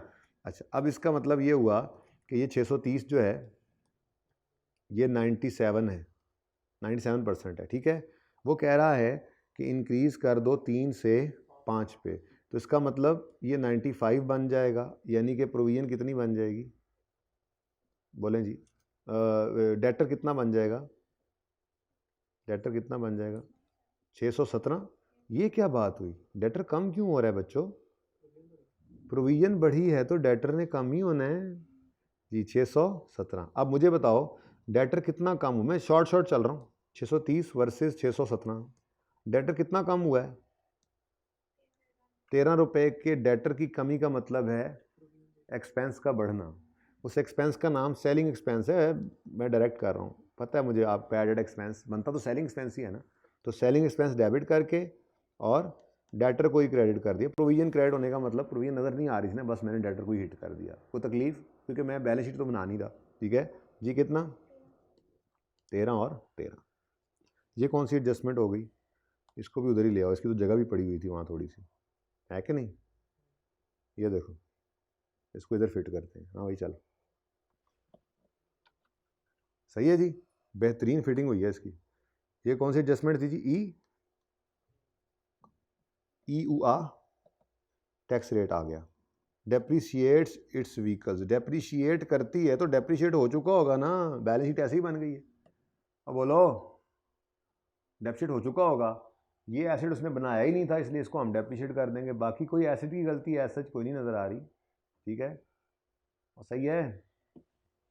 चलो अब शुरू करते हैं, अब मेन काम अगला। मुझे बताओ, ये जितनी भी गलतियां हैं, ये कॉस्ट ऑफ सेल एक्सपेंस बढ़ रहा है, इम्पेयरमेंट लॉस एक्सपेंस बढ़ रहा है, उसके बाद सेलिंग एक्सपेंस बढ़ रहा है, उसके बाद एक्सपेंस बढ़ रहा है, एक्सपेंस बढ़ रहा है, एक्सपेंस कम हो रहा है। ये सारी एडजस्टमेंट्स कहाँ पे पड़नी है, प्रॉफिट में ना। अब प्रॉफिट हमारे पास है नहीं तो क्या करें, रिटेन्ड अर्निंग्स में ले जाएं। अब रिटेन्ड अर्निंग्स 618 की जो पड़ी हैं ये अनएडजस्टेड हैं, इसका मतलब। ठीक है, तो अब हमारी मेन वर्किंग शुरू होती है जी। वर्किंग का जो भी नंबर आपका चल रहा होगा, और मैंने इन रिटेन्ड अर्निंग्स को पकड़ लिया और इनको कहा आओ आपके जिन निकालें। अनएडजस्टेड रिटेन्ड अर्निंग्स 618 हैं। अब 1 बाय 1 चलते जाओ। Adjustment number A, increase in cost of sale is an expense, expense के बढ़ने से प्रॉफिट कम हो जाएगा, तो 0.9 से प्रॉफिट कम हो गया, मैं प्रॉफिट पे इम्पैक्ट लूँगा। ठीक है, एडजस्टमेंट बी जी, increase in impairment loss, impairment loss, loss expense, expense के बढ़ने से प्रॉफिट कम हो जाएगा। समझ में आती है बात, है नहीं समझ आती? मैं क्या नो सर बोला है, मैं तो थोड़ा निकल गया। अच्छा जी, उसके बाद आगे बढ़ें, 1 बाय 1 करते जाएं। सी का कोई प्रॉफिट पे तो इम्पैक्ट नहीं है, वो तो बैलेंस शीट के अंदर करेक्शन की थी हमने। डी में जी, एक एक्सपेंस रिकॉर्ड होना था, एक एक्सपेंस और रिकॉर्ड होना था, तो करो। एडजस्टमेंट नंबर डी की वजह से इंक्रीज इन इंटरेस्ट एक्सपेंस आएगा। ठीक है, कितने से, 0.81, एक्सपेंस के इंक्रीज होने से प्रॉफिट कम होगा। फिर डी की ही वजह से इंक्रीज इन डेप्रीसिएशन एक्सपेंस आएगा, और एक्सपेंस के इंक्रीज होने से प्रॉफिट ने क्या होना है, कम। और उसने जो गलत एक्सपेंस बुक किया हुआ है उसको रिवर्स करना है, ये भी डी में से ही निकला है। ठीक है, इस डी वाले की वजह से, अच्छा, इस डी वाले की वजह से हमारे एक्सपेंस में क्या आ गई जी, कमी आ गई, डिक्रीज इन रेंट एक्सपेंस कह सकता हूँ, कितने से 2 पॉइंट। अब एक्सपेंस के डिक्रीज की वजह से प्रॉफिट इंक्रीज हो जाएगा। अच्छा जी, डी हो गई। ई एडजस्टमेंट में क्या हुआ है, सेलिंग एक्सपेंस बढ़ा है, ओह वही बढ़ गया। सेलिंग एक्सपेंस के बढ़ने से, इंक्रीज इन एक्सपेंस, एक्सपेंस के बढ़ने से प्रॉफिट ने क्या होना है, कम होना है। प्रॉफिट का तो कड़ाका ही निकाल दिया हमने। मुझे बताएं नेट में क्या होना है जमा नफ़ी देखकर, इंक्रीज या डिक्रीज, कैलकुलेटर पे लिखते जाए ना। डिक्रीज कितना, कितना डिक्रीज बच्चों, ये कैसे आपने ज़बानी देख लिया फिर। अच्छा हाँ 13 बड़ी सी जी, कितना 13, 14, 15, 16, 15.3, ऊपर 2 डेसिमल हैं, 1 भी कर दें फिर जी, डिक्रीज। अब अगर इतना डिक्रीज प्रॉफिट पे आया है तो सही रिटेन्ड अर्निंग्स कितनी होंगी, 618 में से माइनस करना पड़ेगा इसको। अच्छा, लेकिन अभी कहानी अभी बाकी है थोड़ी सी। अब यहाँ पे बच्चे को समझ नहीं आई थी, वरना यहाँ तक तो सारी आ गई। अब यहाँ पे बच्चों ये है प्रॉफिट की कमी, क्या है जी, यानी प्रॉफिट जो है अब ये इंपॉर्टेंट बात होने लगी है, ठीक है। प्रॉफिट जो है, अब ये एक आधा नंबर मिस हो जाएगा। प्रॉफिट अगर 15.31 से कम हुआ है तो टैक्स भी तो कम होगा, ठीक है। प्रॉफिट कम होने से टैक्स भी कम होता है, और टैक्स कम होगा इसी 15.31 से। नहीं, इसके ऊपर रेट लगाओ। सवाल के अंदर रेट गिवन था 34%, तो इंटू 34% करो। टैक्स कितने से कम हुआ? 5.2 से। अब मैंने पहले भी एक दफ़ा आपको बताया था, वो जब मैंने आपको सवाल करवाया था IAS 8, यानी पिछले साल को हिट किया था, तो मैंने आपको कहा था कि यार जब भी इस तरह की एडजस्टमेंट आ जाए ना, कोई गलती आ जाए, जब कुछ आ जाए, तो आप डेफर्ड टैक्स को हिट कर दिया करो, ठीक है ना। डेफर्ड टैक्स को, इसमें ना पहले बड़ी बहस होती थी जब IAS 8 जो है वो FAR 2 में होता था, तो चूँकि साथ ही डेफर्ड टैक्स पढ़ा भी होता था, तो हर ट्रांजेक्शन में बच्चे को बताया जाता था कब करंट कब डेफर्ड, लेकिन अब नहीं, ठीक है जी। तो बस आप एंट्री कर दें, एक्सपेंस कम हो रहा है, एक्सपेंस क्रेडिट, बस उस एक्सपेंस को नाम दे दो DTE, ठीक है। एक्सपेंस क्रेडिट और DTL/A जो भी हो वो डेबिट, ठीक है। अब ये एक्सपेंस क्या हो रहा है? क्रेडिट मतलब कम। इस एक्सपेंस की कमी से प्रॉफिट पे क्या असर पड़ेगा? एक्सपेंस के कम होने से प्रॉफिट 5.2 से बढ़ेगा नहीं बढ़ेगा? तो बोलो, टैक्स क्या हुआ है? ये सबकी इकट्ठी एडजस्टमेंट है, ठीक है। इसमें मैं क्या लिख रहा हूँ जी? Increase in sorry decrease in tax, decrease in tax हुआ है, डिक्रीज टैक्स डिक्रीज हुआ है, क्रेडिट, तो इसका असर प्रॉफिट पे, अर्निंग्स पे क्या पड़ेगा? बढ़ जाएंगी। तो ये असल में मसले वाली बात थी जी। बोलें कितना हो गया जी? ये 618 में से माइनस करो 15.31 और जमा करो 608 इशारिया कुछ 7.9, अच्छा जी 607 इशारिया कुछ था, ठीक है बच्चों। Hopefully you will manage this, ठीक है। अच्छा अगली बात, अब ये 5.2 जो है ना, इसको यहाँ भी अब थोड़ा डेफर्ड टैक्स एसेट को एडजस्ट करना है। यहाँ पे निकाला था ना, ये डेफर्ड टैक्स एसेट कितना नज़र आ रहा है जी? 12 नज़र आ रहा है ना, 12 जो आपने निकाला हुआ है वो C डिब्बे में, उस 12 में आपने ये 5.2 ऐड कर लेना है, ठीक है। बाकी सब वैसे ही है, हो जाएगा। अब हो गया, अब और बचा क्या है? पिक्चर ले लें इसकी, और बस आखिरी सवाल आपको दिखा के दुआ दे के रुखसत कर देता हूँ।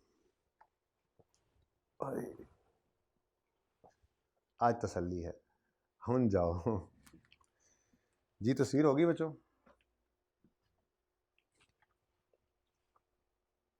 घर बैठे हुए बच्चों प्लीज़, ये सवाल मैंने डिस्कस नहीं किया था ये वाला, लेकिन वैसे इसका नोट बनवाया हुआ है, कर लेना, रिवीजन प्लान में डालूंगा। ये हो गया था, ये यहाँ से डिस्कस नहीं हुआ था, होमवर्क दिया था शायद। अच्छा मैं अब वो आपको लेके जा रहा हूँ पेज नंबर 618 पर, क्वेश्चन 1। लबो जी कितने हुए 618? इसी चैप्टर में, फाइनल अकाउंट में। देखो जी, सवाल देखते ही आपकी यादें ताज़ा होंगी FAR 1 वाली, परेशान ना हो। ये देखें, ये वहीं से उठाया हुआ सवाल है बेसिकली, ये वहाँ से उठाया सवाल नहीं है। अगर मैं सच्ची बात करूँ तो ये मैंने यहाँ से उठाया था, उधर लेके गया था 0.2 को उड़ा के। तो सारा सवाल आपको पता है, किया हुआ सवाल FAR 1 में, सोल्यूशन भी मौजूद है, दोबारा आप कर लेंगे, ठीक है। पॉइंट नंबर 1 के अंदर बेसिकली पॉलिसी चेंज हुआ था। पॉलिसी चेंज क्या आया था? हमने इन्वेस्टमेंट प्रॉपर्टी को कॉस्ट से फेयर वैल्यू मॉडल पे मूव किया था। तो जितने साल से वो डाटा हमारे सामने है, उतने साल को हमने जाके पॉलिसी चेंज रिट्रोस्पेक्टिवली अप्लाई होती है ना, वो करके लाना था। ये आपका कंसर्न नहीं था, कंसर्न ये था। ये तो थी चेंज इन पॉलिसी। ये क्या है? इट वॉज आइडेंटिफाइड कब? Following matters need to be incorporated in draft financial statements, draft पर बन रहा है। It was identified that annual payments in respect of machine acquired on lease have been recorded as a rent expense। अभी adjustment करा के आ रहा हूँ, यानी कि लीज थी, उसको गलती से एक्सपेंस बना लिया, कोई मसला ही नहीं, सुकून से क्या करोगे, अपनी वर्किंग 1-2 करोगे, lease payment, price value lease payment वाली स्केड्यूल बनाओगे, और यही जो अभी करना सिखाया, क्या अभी वहाँ से जाके दिखाता हूँ, एडजस्टमेंट में से जाके दिखाता हूँ, ठीक है ना, अभी करते हैं। लेकिन let me open the solution first ताकि टाइम ना लगे आप लोगों को नोट करने में, ठीक है। कौन से सर्विस का सॉल्यूशन है, ज़रा वही बूटी लगवाओ 600।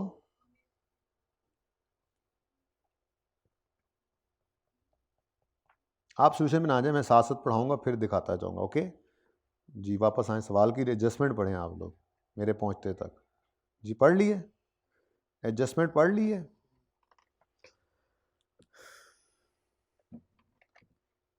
वर्किंग कोई नहीं हुई तफसील से, ये हुई पड़ी है ये, ओके ले जी। It was identified that annual payments in respect of machine acquired on lease has been recorded as rent expense। तो गलती है। अब वो कहता है FL entered into a lease agreement of a machine with Akil Limited for a non-cancelable period of 7 years on यकम जनवरी 18 instalment of 25 to paid annually, implicit rate is इतना। ये तो सिंपल है, वर्किंग करोगे ये, ठीक है। ये 25 12% रेट 7 साल, ये आ गया जी present value of lease payment. इससे आपने शुरू कर दिया और ये स्केड्यूल बन गया। ये काम नहीं करना, ये तो मुश्किल काम है। आपने क्या करना है, डेप्रीसिएशन निकाल लो, डेप्रीसिएशन निकाल लो ज़रा।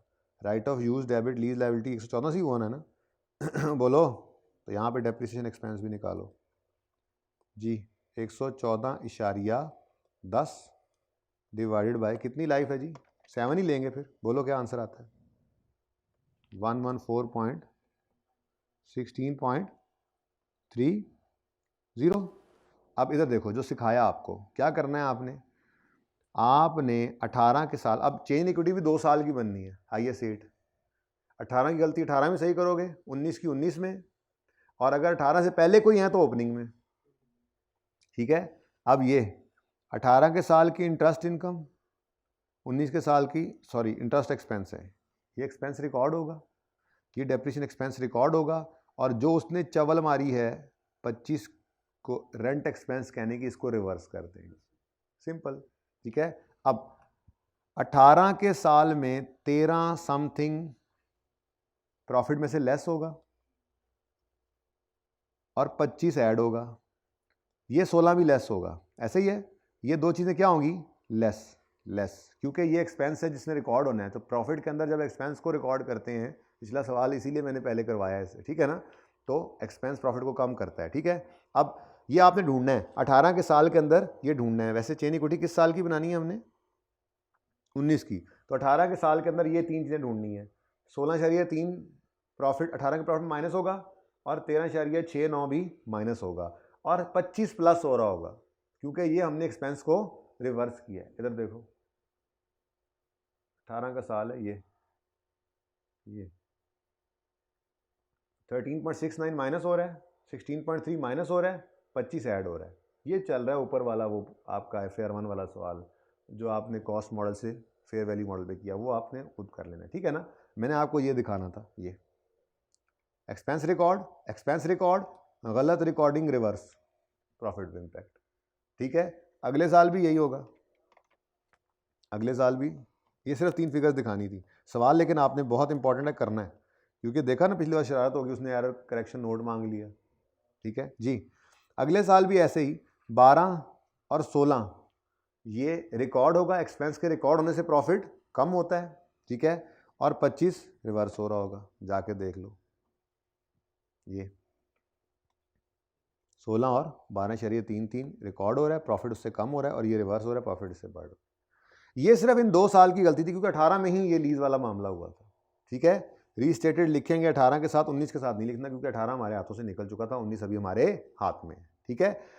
लेकिन अगर 18 से भी पहले कोई गड़बड़ हो तो उसको ओपनिंग में किया करते थे, 2 बार ओपनिंग लिखकर। तो सवाल वही है, एक एडजस्टमेंट इसमें लीज वाली कम थी, क्योंकि लीज वहाँ पे पड़ी नहीं हुई थी, अब लीज आप पढ़ चुके हैं तो सवाल आपको आता है, ठीक है। ये सवाल आपने लाजमी कर लेना है। तो अब मेरी तरफ से तो जनाब आप लोगों को इजाज़त है, कोई चीज़ रह तो नहीं कि ज़रा मैं देख लूँ, इसको क्या हो गया।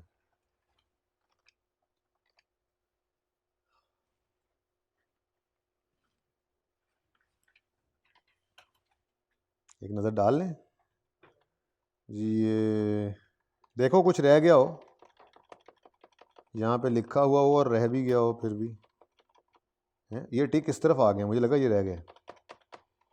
ठीक है जी, लीज एडजस्टमेंट डिस्कशन करनी थी, वो मैंने आपके साथ कर दी, लेकिन आपने इसको भी होमवर्क में कर लेना है एक बार, क्योंकि अब आपने सुस्ती करनी है। समझ आ जाए ना, सुस्ती करते हैं, तो ये सारे होमवर्क आज ही कर लीजिएगा ताकि ये चीज़ें दिमाग में बैठ जाएं। ठीक है, बाकी बच्चों